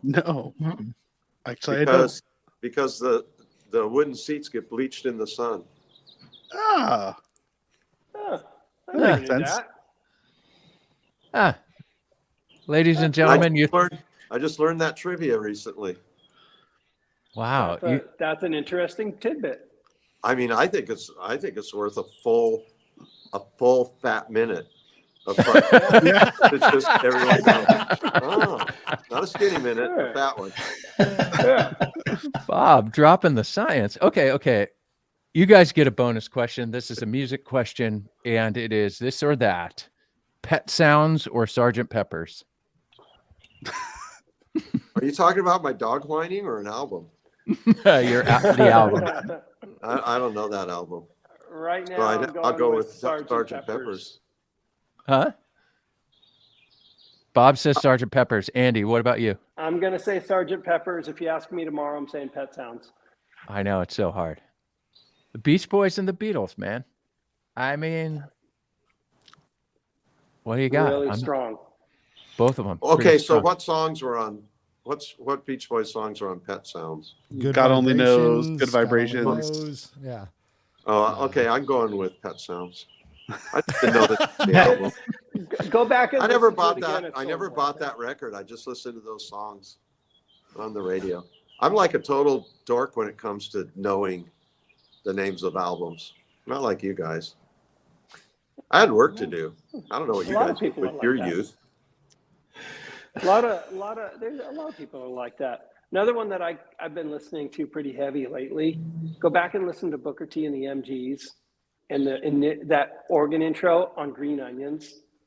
Oh, if there was ever a meaner, more swagger filled sound, I don't think I could name it. That is a tough song. I got to meet this fall on a documentary shoot the organ player from Tower of Power. Oh, really? Cool. That was a pretty fun meet. I met him and Brian Blade, who's a wonderful drummer and like big jazz drummer. And like Jeff Coffin and Charlie Peacock and all these rad people. It was a fun week. Wow. Good for Awesome. you. I was just sending a text message to my wife. Okay, so we all know that my mom watches every single one of these episodes, all 100 episodes. She has never missed an episode. Way My to go, wife, Dave's mom. my wife has watched one, and one of our super special guests who's going to jump on shortly was on that episode. So that's why we brought this person back. But anyway, all right, guys. Bob, Andy, I know you aren't sports guys. That's why I didn't bring you in on the sports segment of the show. Thank you. Appreciate that. Both of us. That's really gracious of you. Both of us have power over all y'all. It is true. It is true. And I want to tell an Andy and Bob sports story real quick, okay? Before we let these gentlemen go for the evening. They've graced us with their time. We appreciate you. We appreciate you, Bob, for not feeling well and jumping on this thing. Anyway, we were traveling once on a plane together to go film with Zach Brown. And I was talking about something it doesn't matter, because the most important part was I said something to Bob and Andy, like, but it's sports, you know? And they both looked at me dead in the eye and said, yeah, we don't care. And I appreciate more than you know. I am the utmost grateful for people who do not mince words. And neither of you have ever held back. Bob, you don't care about sports, and I appreciate that about you. And same with you, Andy. However, surfing is a sport, Andy. Some people will say it's a sport, in which case I very much care about sports. I'll put it this way. I care a lot about the people who play sports. Yeah. Because I think that when a person can get really good and really into kind of anything, and it is a totally viable, totally wonderful thing when you get somebody who goes, man, baseball's my thing. Awesome. So just before I came on, I was listening to the two gents talking back and forth, and you go, man, I can identify with what you're talking about, because you may not even remember all the things that went right, but you will never, those guys know their craft to such a degree, they do not forget when they missed a pitch, when they missed a hit, they know their game well, and I admire that. And I got to tell you, I've listened to about 4 or 5 Joe Rogan podcasts where he's interviewing boxers, and out of anything, I'm the least interested in boxing. But when you listen to these guys talk for 2.5 hours about their profession, you're like every fiber in their body and their mind, all the stuff that they went through to become a champion and everything. You're like, I got to respect it. And it's really, really fun to listen, to watch the behind the music, episode of a sports guy, somebody who spent his life doing that kind of thing. But, to say you don't like sports is, how many times do you run across someone who goes, nah, I don't really listen to music. And you're like, okay, that's just weird. Well, I think I fit that category when I say, I don't really watch sports. People are like, that's just plain weird. No, Bob, it's not. Don't ever change. You've never changed. You won't change. Please don't change. Don't mince words. Thank you so much for everything you've done for Taylor Guitars. Again, this gift that you have handed us, and we have gotten to ride along on this journey. We appreciate you so much, Bob. Thank you, thank you, thank you. Thank you, Andy, for jumping on. I know you're home with your family in your shop. We appreciate you so much. Thank you for jumping on. Ladies and gentlemen, if you could give a round of applause for I call Andy Top, and I call Bob Bob. All right, gentlemen, I'll see you guys later. Have a good night. Okay. Dudes, Bob and Andy at the same time. Hey, and guitar nerds, if you like hearing great stories about behind the scenes of things, make sure you go listen to the American Dreamers podcast. Listen, watch, whatever you do. There's 3 episodes live on the Taylor site and another one coming very shortly as soon as I finish it. So good. So many good stories. Hurry. I'm working hard. Gabe I'm on here. Gabe has done an awesome job editing that stuff. It's been really fun to capture. All right. We got to keep the show moving. I told you this is going to be an epic show. The next 2 guests that we have are so fire. I believe. Well, we'll talk about that in a minute. But before we go, I want to set one of these next guests up with a little clip. It's about 1 minute and 6 seconds, and it's extremely inspiring. Ladies and gentlemen.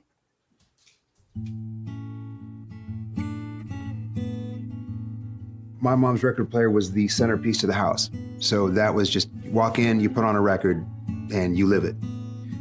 I was exposed to all of it, everything from folk to punk rock to reggae.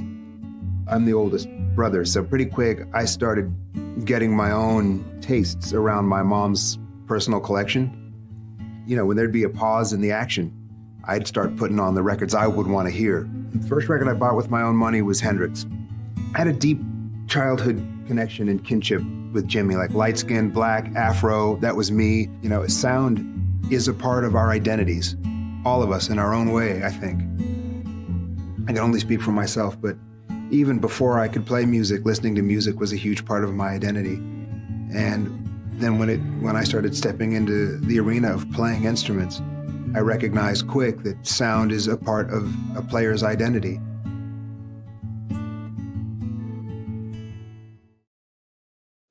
Ladies and gentlemen, welcome back to the show. Ben Harper and the one and only Lindsay Love. Yay! Again. Hey, Mike. Hey, Gabriel. Hey, Ryan. Oh, man. Ben, Lindsay, we've missed you. That's for sure. I missed you guys too. I feel like it's been a long time. It has been a long time. You have been so busy, Lindsay. Obviously, we just had Andy and Bob on, but we all now know, all of us, it's been here for a year, that Andy has a side hustle, we call it, and Powers Electric. And Lindsay is not just doing artist relations, managing artist relations with, of course, the great Tim Godwin, but she's managing it for 2 brands now. So it's a lot of work. She's been traveling all over the world, working on literally all over the world with Powers Electric and doing a good job. In fact, you as an artist relations team, Dan Borum, our UK rep over there, got our first Powers Electric on Saturday Night Live this past week with Dua Lipa. So congrats. It's pretty dope. Awesome. Yeah. Dan killed it. Yeah. You guys are great. And Ben Harper, oh my goodness. First and foremost, let's go back real quick. Ben joined us in the middle of a pandemic. We were all in shutdown. He jumped on. It was amazing.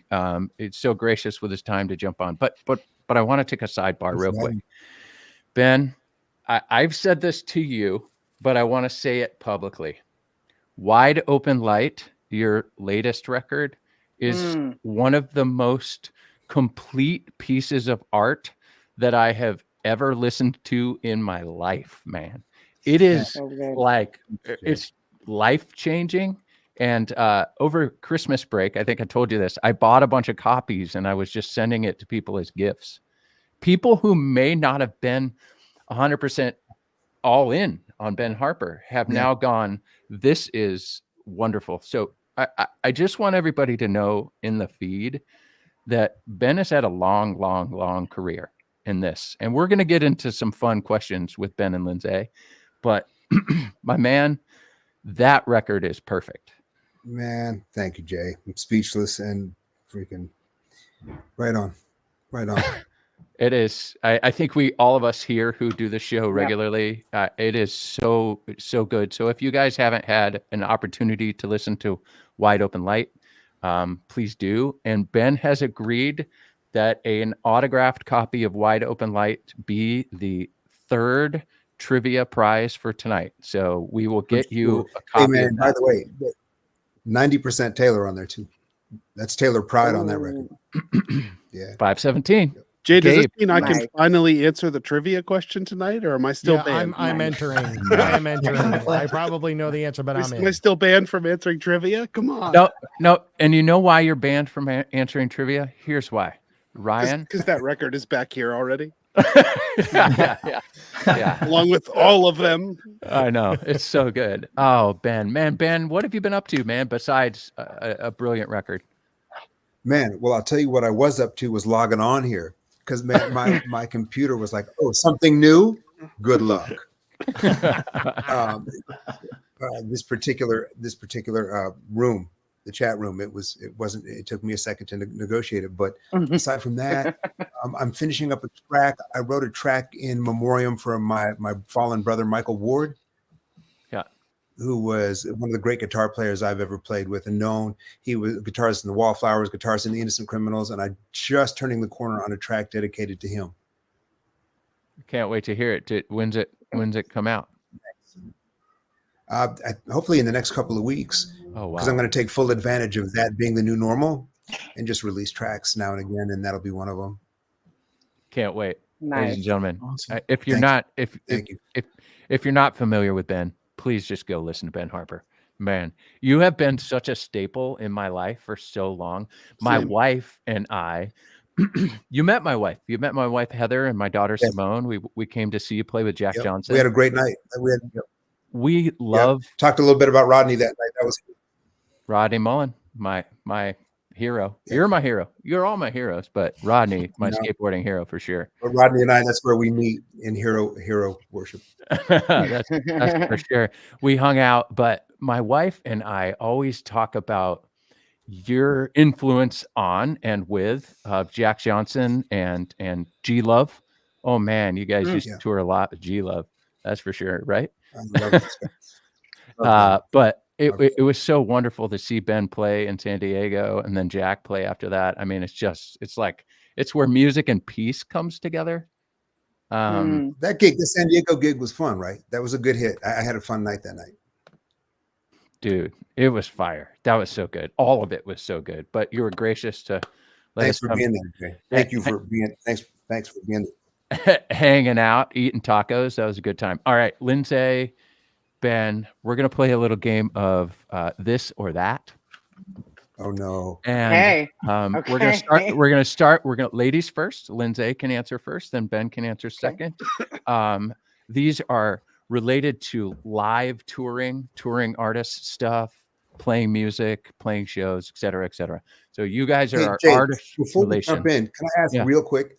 I am so intrigued and inspired by the Ebony project that you guys have going in Africa. That's a gross understatement of what it is, the Ebony project. But can you give me like 60 seconds on that before we jump in? Because I know my time was limited. I was late, and I'm sorry about that. Or do you want to do that? You want to do that after, or not at all? Ebony project. I mean, Lindsay, do you want to take it? Do you want me to take it? You take it. Take it. We'll take it together. You go. We can take it together. It You really go. started. Well, yeah, I think there's two things we're doing in Cameroon. One, the Ebony Project, which you're talking about, is in partnership with UCLA and their staff. They are really kind of learning how to plant ebony. And we were initially when Bob and UCLA and the staff and the team in Cameroon and the doctors out there. What's his name? Dr. Vincent, right? They're out there and they're Vincent, learning yep. how to. Yep. And so they were trying to learn how to plant ebony. And is it an endangered wood at this point?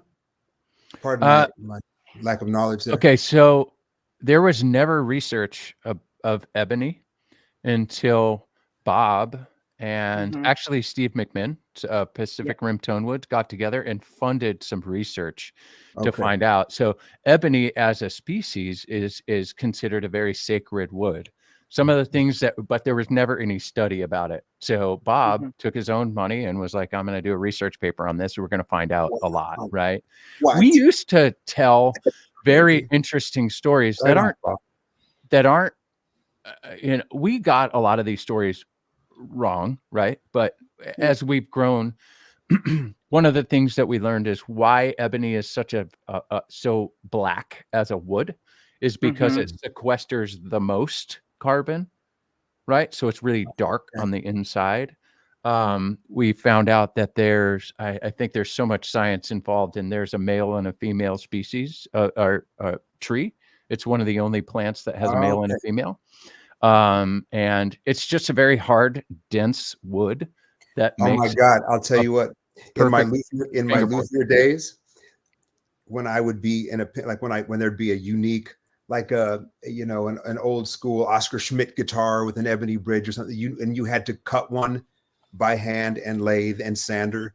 There is every luthier in this podcast every woodworker in this podcast will know, listening, there is no high like an ebony high. Yeah. That sawdust is it's strong. Yeah. It is strong. Oh yeah. Yes.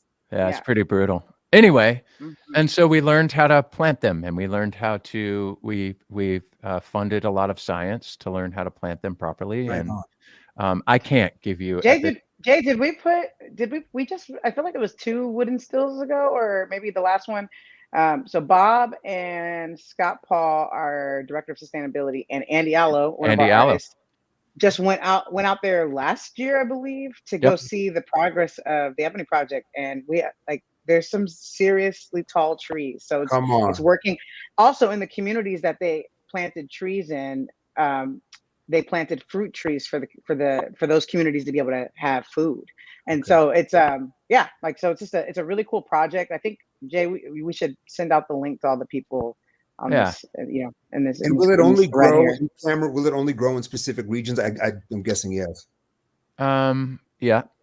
Yep. Not just Cameroon, but other regions. But that's where our project is in Cameroon. The whole Congo based. And for a long time, people were saying things like that it was on the edge of extinction. But then they realized after doing this search that there's only a certain amount that you can cut. There's a lot of ebony, but you're not allowed to cut it. So that's why Bob always says, the mahogany wood that we use from, the Honduran mahogany or Fijian mahogany that we use was planted by a long dead English guy. He always says, I want to be the long dead American who planted a bunch of ebony. And that's because none of us will be able to see it used. So it's really interesting. In short, we provide a stipend to help small villages learn and educate. We educate them on how to plant trees. We plant the trees. We also help with fruit and medicine trees so that they can at some point sell those sideways, not only make a living, but eat, right? And the whole point of this is so Bob said it to a tribe chief once. The whole point is so that my great-great-grandson can buy that tree back from your great-great-grandson if he wants to sell it to my great-great-grandson. And that was it. So there's nothing more than we're trying to put these trees back into the ground. I think we can all agree the best thing to do for the planet is to plant trees. There's no argument there. That is the truth. So we plant more trees, we're healthier, everybody's happy. And that's it. Thank you for that. Awesome. That was a good question, Ben. Now let's play this or that. Ready? Touring issue or episode segment. Here we go. Lindsay, you first, then Ben. Red M&Ms, red M&Ms or green M&Ms? Oh, I'm going to go green. Okay, Ben?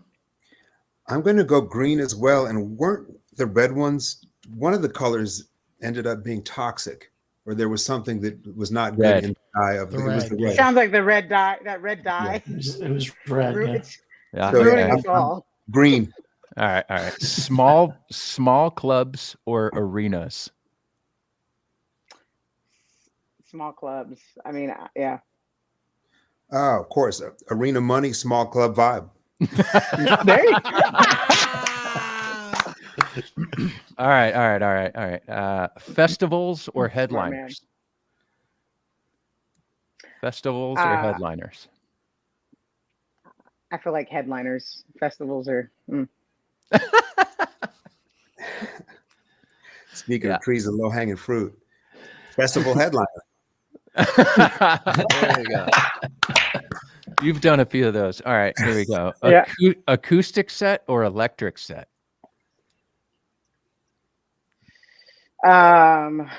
Acoustic set. Acoustic set. I'm going to go with Lindsay on that one. Acoustic set. All right, acoustic set. All right, here we go.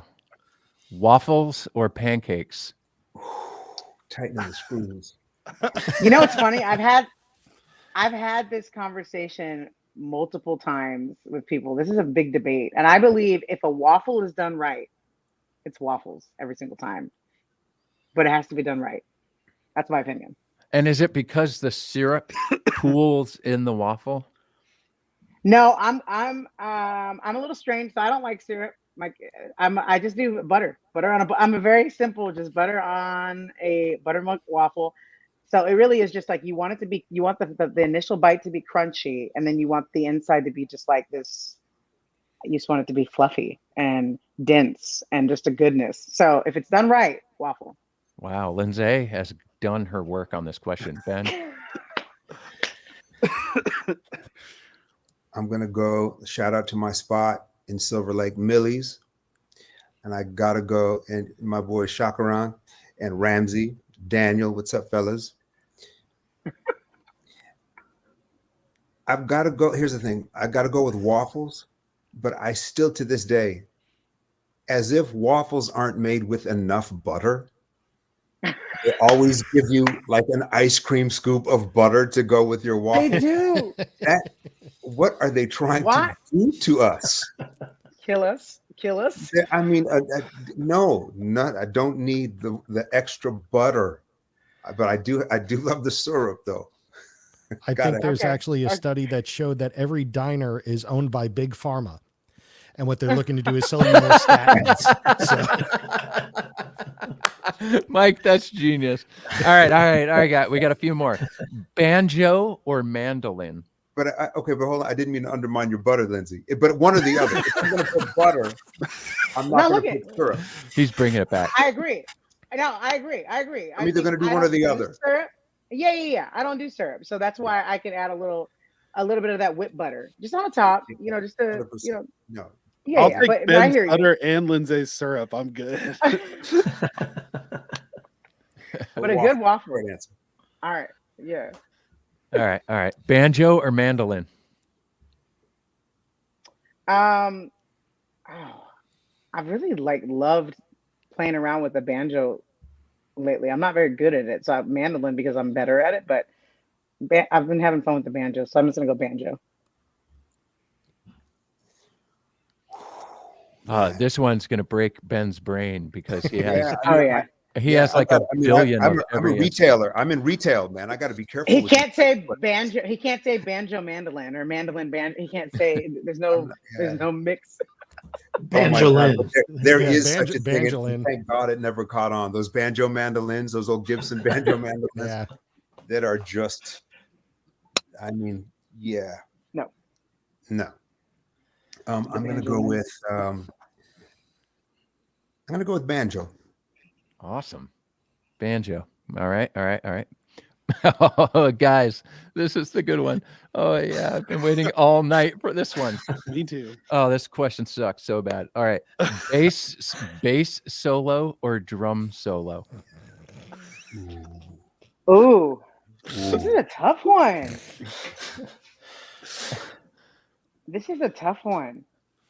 They're both tough. No. It depends on what kind of music and who's playing, because both of them are amazing. Yeah, I would say both of them. I really have heard some great drum solos and some. I would say probably just. I'm just gonna go bass, just because. Yeah. A good bass solo is like Adam Blackstone just ripping. Yeah. Oh yeah. But a funner solo is drums, so I'm gonna do it bended. I'm gonna kind of pick like watching a drummer solo, and get out of time. Like Larnell Lewis, if you watch some of the Snarky Puppy videos when he's doing a solo, Larnell Lewis is insane. And you watch some of or even watching a Zillion live, and you see him just go off, and you're just like, what's the timing again? All of a sudden, boom. Like those are some of the funnest solos. No answer for me, Ben. I'm gonna go with bass because I came up in a 4-piece with just lap steel guitar, bass, drums, and percussion. And Juan Nelson, R.I.P.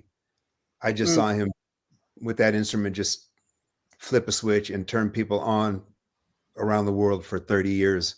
And so I got to sit next to one of the greatest bass soloists from where I sit of all time. So I'm going to stick with bass and Juan Nelson and how much joy that brought to my life.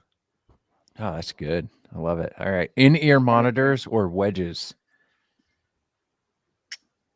It's taken a while, but I appreciate in-ears for clarity. But so I will say in-ears just because I think they're better for overall mixing and stage volume and for everybody's experience, and it's nicer. But I miss wedges. Not to be that guy, but I run both. Oh, really? I do one ear in and I rotate every show. So my ears don't get imbalanced. And then I have wedges. If I'm in a small club, no ears, just wedges. If it's pretty much 2,000 and down, wedges. 2,000 and up, ears. Oh, that's good. Look at that. Smart. All right. The switching is smart. My right ear is damaged at this point. I need to start getting my left ear. Yeah, I'm right with you. Yeah, it's bad. Amps or modelers? Amps all the way for me. I am getting into modelers though, but amps all the way for me. Amps. Yeah. Amps. It's something you just can't. They're getting good. Don't get me wrong. They're fantastic. And I just did a sit-in gig where I was opening for the Dixie Chicks, and then I was sitting in at the end of the night on their show, and they were on modelers, and I got a chance to try those out, and it was stellar. But I miss my amp. Spend your whole life pursuing a specific tone, and I still haven't found the modeler that's upended that. And I've tried a bunch, and I love the one on the Chicks tour. So, but I still am. All right. And last but not least, this one's hard, guys. Gabe and Mike helped me write this one. This one is so tough. Oh, dang. Okay, here we go. Ready? It took 3 people to write this. Just keep that in mind. 3 people to write this. Gabe looked a little nervous. No, I don't know where this. I don't know how this is going to work This out. is when the wheels come off sometimes. So I don't This know. is when the wheels come off. All right, ready? Lakers or Clippers? Oh, please.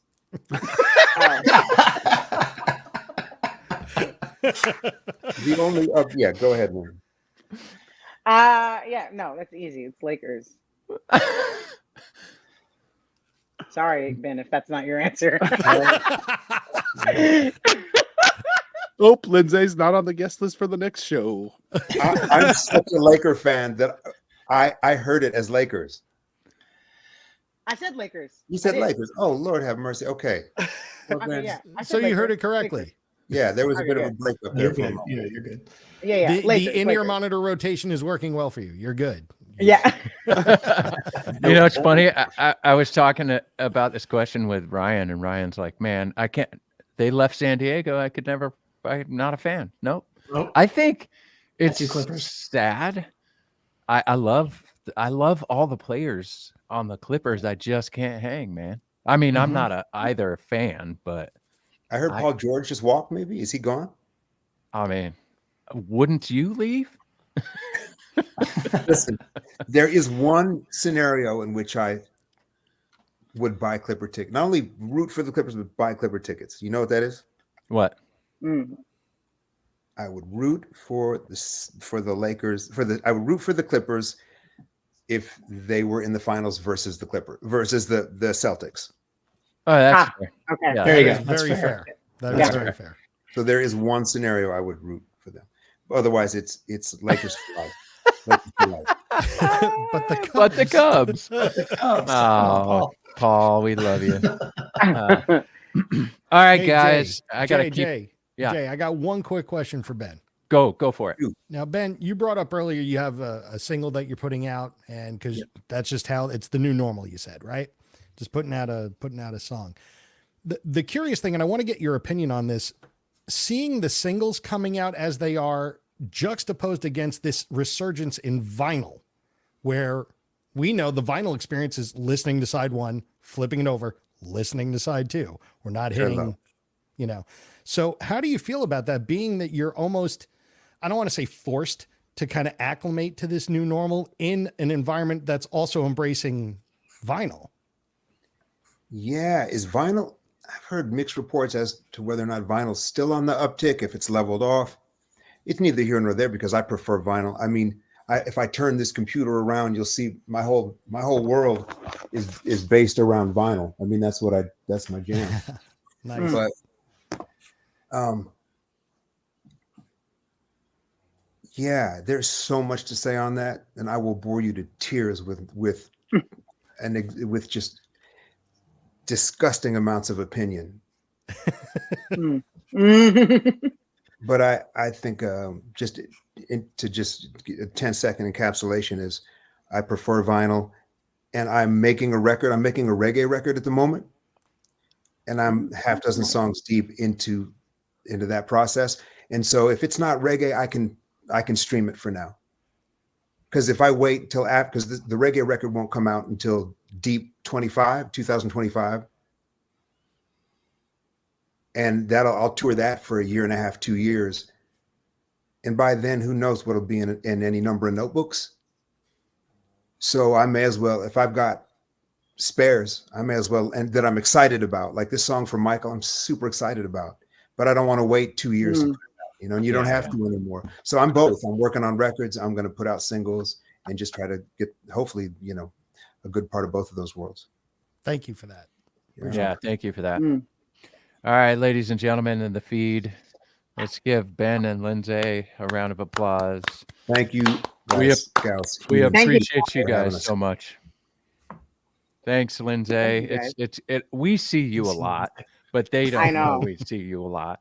I know. We see how busy you are. So Lindsay, when's your next LA show? Oh, I'm doing. I'll have to hit you I'll hit you offline. I'm playing for a couple of different artists, like a little showcase thing. So that's like probably July. But I'm off the road for the next year, and all I'm doing is going to music. So please, I would love to be there. Yeah. I'm gonna ping you. I'll hit you up. Right on. Next time I'm in LA, Ben, we'll go skating. How's that? Yes. All right, cool. Thank you guys so much. I've got a board for you. It's waiting. Ah, you're the best. Thank you so much for jumping on, Ben. Thanks, Ryan. Thanks, Mike. Thanks, Gabriel. Appreciate Thanks, you. guys. Thanks, Thanks, Lindsay. everybody. Thanks, Okay, Lindsay. See you next time. Bye. Ha! He's so good. He's so good. Dude, And Lindsay's so good. Lindsay is so great. I mean, everybody, I really wanted her, we often get, where's Lindsay? Yeah. But that's where she is, guys. She's extremely busy, and it's, we're here to support her doing her stuff, and she's fantastic. She's been crushing it. They have been crushing it with Powers Electric. So, it's really, really been fun to see. Guys, let's just go right into it. We got 2 more guests real quick. This show is going to end in about 10 minutes. We're a little long. We wanted to do 100 minutes as much as we could, but Ben was having some tech issues. So I'm going to just go ahead and bring our next guest in, if anybody minds. Are you guys I don't okay? mind. Do I we know, have a clip? I don't mind. We don't have a clip, do we? Right, we don't. This next guest needs no clip. This next guest needs Legend. no clip. This guest is for the OGs, as they say. That's right. For the fans. Ladies and gentlemen, no longer works at Taylor Guitars, Chris Sharp. Yes. What's up, boys? Sharpie. Oh, man. Sharpie. What are you doing? How you doing, man? Good. Well, first, before we talk about anything, when you talk to Ben next, tell him thanks for opening up for me tonight. Appreciate it. On your resume now, Ben Harper opened for you. So Got the crowd nice and mellow for you, Sharpie. It was supposed to say Spinal Tap and Puppet Show. All you OGs out there, you know who this guy is. He does not need an introduction whatsoever. Back in the day, we used to have a segment called Sharpie's Question. So, Sharpie, I don't know who you're going to ask the question to. Usually you would ask it to our guest. Technically, Ryan is our guest, but all of us can be your guests tonight. There's two things I want. I want to hear, before you ask the question, what was your most favorite Taylor Primetime moment? And then go ahead and ask the question. Oh my God. So when you were telling me about this, I went back on and I looked at our first Primetime episode, me, you, and Bob, when you're like, let's just go for it on Zoom. It had like the Zoom logo on the bottom. The unknown of what was about to happen and what that might become was so fun for me. Like, I was nervous. I was like, okay, well, what are we going to do? That stuck out to me. I was like, man, that was so fun. And now to see what it became, 100 episodes, you guys are just making it look so sick night after night on this. That was a favorite. And then recently, man, when we talked to Chad from Newfound Glory, when I popped on and said, hey, that was a gnarly story. And it hit me. I was like, wow, like that was like a big thing for me. Those are my big ones that I love. What about you? That was a big one, Chad, having you on, because I know how much that band has meant to you. Yeah. We talked about the first episode earlier in the show tonight. Sharpie was actually on a video shoot for his other job, and he was racing home to walk his dog and jump on the show real quick. And we appreciate you coming on. You know, biggest, most favorite memory, honestly, was trying it. And it's still low budget, and we keep it low budget. And I don't think it's better any other way. We get to open the curtain, you know, to Taylor Guitars. We get to show people that we're really not that serious, right? Like, there is joy and love and gratitude and all the stuff that we do here. Getting to hang out with Mike and Gabe. I mean, Gabe's in Ohio, so this is our way to hang out. It's fun. Getting to hang out with Ryan. I mean, these two guys, Ryan and Mike, work literally right next to each other. Can't get away from Mike, for God's sake. I know, and I mean, we're all in And San yet Diego. here you are. And here I am. We're all in San Diego, and we're just having a good time, and it's great. So I think all of it is my favorite, to be honest. That's funny. Ryan and Mike, I send text videos to Gabe like every day, or to Jay every day, and I think Gabe and I talk just about every day. So you have to send me your phone number so I can send you memes and bring it back, man. Miss you. I am not against memes and cool videos. I do it to Ryan consistently now, so he's probably just sick of it. Probably needs some other input. I lob some back. There's some back and forth. Yeah, you do. You're prolific, though. All right, we're now approaching 2 hours. We are a little long. I'm going to choose Ryan for this one. I have a two-parter. So my first one's for Ryan. I've known you longest out of this crowd since my first day working there. What has been your favorite part of being on Taylor's team for so long? That's a good question. You know, this is what I'm calling year 19 now for me at Taylor. And, you know, there's a family here. You know, I Sharpie, you were part of that too. I miss having you around, but especially there's a lot of tenure in the sales department. There's folks that have been there just as long as me, Mike Tobin, Aaron Dablow, you know, Mike Osman, Monty. The team is fantastic, and it's just the folks that you can count on seeing every day. There's a lot of warmth there. I love that. And you know, the thing that never gets old is walking by the mill in the morning. I'm telling you, just walking past the mill to go into the office, and it just always smells amazing. You know, there's magic going on behind those walls, and all these years it just hasn't gotten old for me. So that's probably the best answer I've got. You too, Mike. I've been campaigning for years for them to make a candle out of the smell of the mill. Oh God, yeah. Especially in the winter.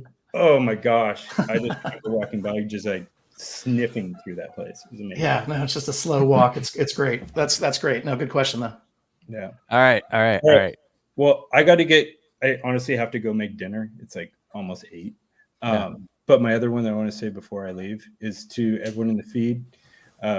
throw in your favorite episode or moment from this show.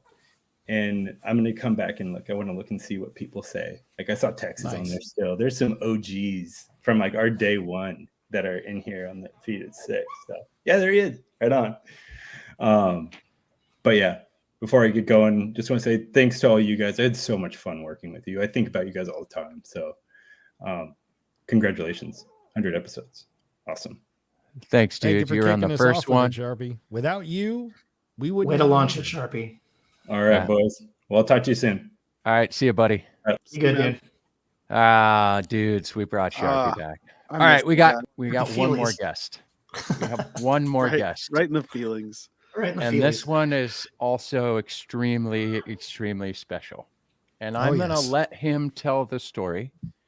Ladies and gentlemen, this is our coworker and my newly good friend, recently good friend, Jordan Abnett. Jordan, welcome. What's up, buddies? What's up, Jordan? Look, how's it going? Prime time. He's in O'Brien's office. He's in Tim O'Brien's office. Now he's This is my office. What are you talking about? King in the castle. You do know this lives on the internet after we're done, right? Nah. Tim has the lights, man. Sorry, Tim. Yeah, he's got the vanity lights. I had to bring him in. All right. So, Jordan, I would like you to set this up. Jordan is going to be responsible for issuing, we'll call it, our trivia questions tonight. We have 3 trivia questions. We'll get to the instructions on how trivia works in a second, or the rules. Gabe and Paul Tobias are not allowed to answer the questions. But I can. No, you can't either, and none of us can. Nobody actually on the show can. But here's the deal, Jordan. I would love you to tell your story. Yep. I love it. So it was about 3.5 years ago. I was sitting on my couch in LA. Just recently bought my first Taylor, an Academy 12, because I was learning during the pandemic. And just like any person sometimes does when they're buying a new product, they want to learn more about it. So I found this Primetime show that Jay launched, and I took part in the trivia. This was episode 38, and I was a trivia winner. But it was a fan week in and week out, and it really shaped the rest of my life from that point till now. So Jay, thank you so much for doing what you did. This was not tasked to you, and you set something up to just keep the community together during a hard time. And that just speaks to the person that you are, man. You're a great teammate. Love working with you. But that's where I got, roped into this one. So I appreciate you having me on. This is a full circle moment for me, and just super honored to be a part of it, man. It's so awesome. So Jordan brought this question up, or this story up to me, and the most special part is he took a screenshot of the actual email exchange that we had after the show, and where he said, "Hey, I'm the winner," and it was pretty great. So he sent it over to me. I saw it, and it's just kind of like, this is why we did this. This is exactly why we did this. We did this for a small group of guitar nerds who are on the internet, this community, Taylor players or not Taylor players, electric or acoustic, don't care.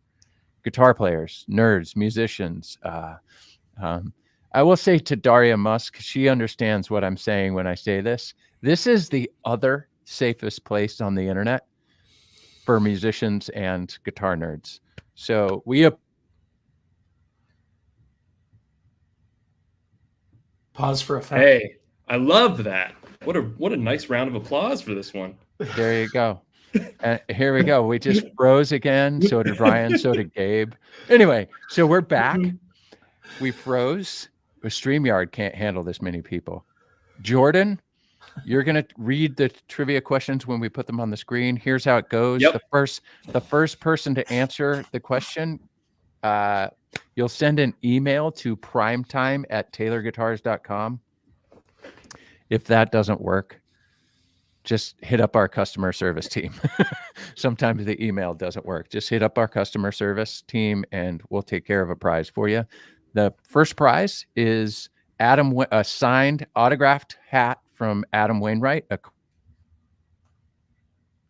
Paul Tobias, you don't care to answer this question. I get it, Cubs fan.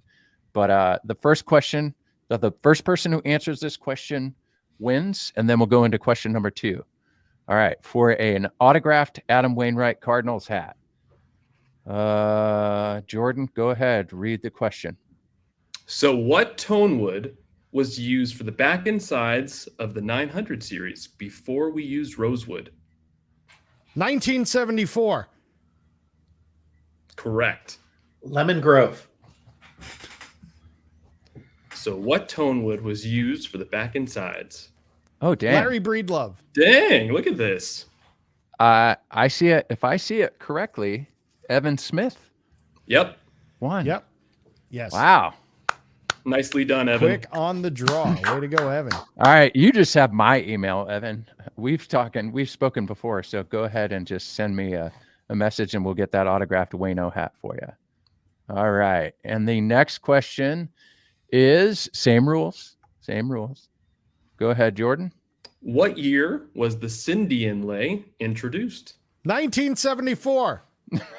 Correct again. Lemon Grove. This is a hard one. Ebony. This is a hard one. Somebody knows it. Evan can't answer the question. He just won. Oh. I see one that's close. Truthfully, I don't even really know the answer close. to this one. So Evan's sitting there going, "Oh, let me in. Hey." I'll give a hint though too. This is a fun fact. The same year we switched from rosewood to maple was the same year this Cindy inlay was introduced. Oh, I did not know that. Jordan hit me up earlier today to ask me about the first trivia question to see if I knew it, which I did. I'm proud to say. He did. I might have to drop a hint.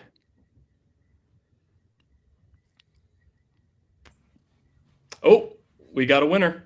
Oh, we did. Yep. Boom. Carlos, well done. Well done, Carlos. Well Same done. age as Mike. 1986, Carlos. I had no idea. That now I know. Fantastic. Carlos, shoot us an email, primetime@taylorguitars.com website. All right. Hide. And last but not least, the craziest question of the night. Jordan, go ahead. And this is the one that I won 3 years ago, but it's changed since then. How many Builder's Edition models do we currently have in our lineup? And that includes our limited 50th anniversary collection. That's what throws it up a bit. And I will give a hint. When I won 3.5 years ago, it was at 9. It has increased since then. Significantly. Oh, the answers are rolling in hard. 1974. Lemon Grove. So good. Ebony. Oh, man. It's like an So auction close. now. It is totally like an auction. Yeah. I wish I could be an auctioner. Yeah, we see 12, 12, do we have 13, 13, 13, do we have 13, 13, 14, 14, 14, do we have 15, Ooh, 15, 33, 33, 10. Oh, we got a winner. Got it. Yep. Yeah. Ah, crap. I lost it. Which one It here? was Kevin. Kevin F. Yeah. There you go. Congrats, Kevin. That's good. Kevin. Now, Kevin, you don't have to tell us the truth. Were you just throwing out numbers, or did you know that? We'll go with the latter. You knew that. Good job, Kevin. That was not Kevin's. That was Kevin's at least third guess, fourth guess. Okay, fine. Kevin was, He was throwing warming out up. numbers. He was warming up. But the second person I got it that I saw was, oh no, nope. There we go. Yeah, but that Stan. wasn't his first guess either. His first Nope. guess was 33. All right, Kevin, shoot us an email at Kevin. primetime@taylorguitars.com or Nice, well done. our service, our customer service email, which you can find at our website. Just hit them up and say, hey, I won Primetime the other night. Give the question and the answer, and we will get that autographed copy of Ben Harper's record, Wide Open Light, in the mail to you guys. So jealous of that one. I know. So good. great. All So right. jealous. All right, All good Jordan. prizes. Thank you so much for Hey, jumping on, Jordan. Thank you so much, man. And congratulations on 100 episodes. Jordan, you rule. Jordan, you rule. I'm gonna Love you, close Andy. out Love with you, these. Penny. I'm gonna close out with these fellas down here, Jordan. I will see you tomorrow. We Have a appreciate good one, you, guys. dude. Bye-bye. Go home, hang See you, out with Jordan. your kid. Will do. All right, later, buddy. Well, All guys. right, now he's gone. Great. Okay, now we can talk about it. Well, guys, we did it. Things. And people stuck around. Not all the people for all the things, but they stuck around. I mean, here on the East Coast, it is a little later. It is. I mean, we did 2 hours. It's like 11 o'clock or something like that there. Yeah, So, But hey, it was action packed and filled. It was all killer, no filler. You Yeah. know? I We had mean, it was great like kicks. a Ben perfect Harper, album. Both sides Bob, were great. Andy, like we Bob had and Andy at the same time. Love that. Yeah. It's fantastic. Bob, Ben, Andy, Wayno, and Lindsay. Chris. Wayno and Chris. The return of every single host of Primetime. Sharpie, for Everyone. goodness sakes. Yeah. Andy Lundfine, like coming in from Japan. I mean, come on. This was an international affair. It Low was an budget or not. international affair. You know, All right. one thing to the low budget thing, we may be low budget as a show, but our set dressing is very expensive. I mean, just look at Fair. Ryan's wall and look at all the guitars in Gabriel's room. And, you know, what I got back here, this is the most expensive set dressing ever. That wood alone is probably thousands of dollars. Our set Yeah. dressing, very expensive, but the implementation, no dollar. This is a real plant because it's mine. All right. All right, everybody. I can't thank you guys enough for hanging out with us guys on this screen with me. I can't. It's a joy doing this with you guys. It's fun kind of thinking of these topics. Next show we'll be back to normal. We'll just get into the guitar nerd stuff real quick and talk about it. 100th episode, we wanted it to be a little bit extra special. Yes. I got my dream come true. I got a sports podcast for 15 minutes. There you Those go. guys are two. Not only are they friends now, right? But Adam Wainwright is arguably was arguably one half of the best 1-2 in baseball of all time, in my opinion. yeah. Yadier Molina, arguably the greatest game caller in the game. It's hard to beat that, and I'm a big time Catchers fan. So, but Adam Wainwright, what a long, brilliant career. And now know, he's got a career in music. And go listen to his record. I'm really excited about that. And Chris Ionetta, man, he bought a guitar to learn to keep his nerves down. And it was the best kind of therapy. So really appreciate that. Of course, Bob and Andy, and then Ben. Come on, man. Ben, Lindsay, Andy, Lund, Sharpie, Jordan. That story is clever and wonderful. And Yeah. man, I didn't even know about the Jordan thing till literally today. yeah. Like he reached out to me about the question, and then I told you he had reached out to me, and you told me that story. I was like, wait, what? That's so amazing. Yeah. I did wish he took his hat off, though. Why? To see his blue hair? Yeah. So Jordan has blue hair because his kid was having a hard time eating her proteins. So he had a bet with his wife. His wife like made some like killer chicken or something like that, right? And she said, okay, if their daughter eats the chicken, he's got to dye his hair blue. Now, the reason he dyed his hair blue is because she watches some show where somebody has blue hair. And so anyway, he said, I would do it all over again. He said, I dye my hair blue. My daughter always wants to be in my arms and touch my hair. So it was so wonderful. He's a great dad. He's a great coworker. Oh my goodness. He is such a wonderful He's a good addition to dude. this team. Absolutely. So He's great. Yeah. we talk about this a lot here. It is a family at Taylor. You guys are a family hanging out with us. We appreciate you so much. Gabe, thanks for jumping in. Mike, thanks for jumping in. Ryan, thanks for jumping in. Thanks for having me. Everybody, Daria, Ram, thanks for that. Tony Policastro, thanks for helping out with this show. All of you and everybody in the feed, we miss you. Jay's on a mom. regular basis. On a regular basis, we'll try and start kicking this thing off. But I promise, in the middle of the summer, when you hear what we're doing, you'll go, oh, okay. That makes sense. We'll give them a little bit of a pass. I promise you it is something super cool and super exciting. Mom, thanks for watching every episode. Love you too. All right, guys. I guess it's time to peace out on episode 100, and we're going to have to come back with 101 real quick. Yeah. I got an idea for 101 too. Oh, I can't wait. Can't wait. All right, guys. Ladies and gentlemen, have a good night. Thanks for hanging out with us so long. See you, nerds. Bye, everybody. Bye.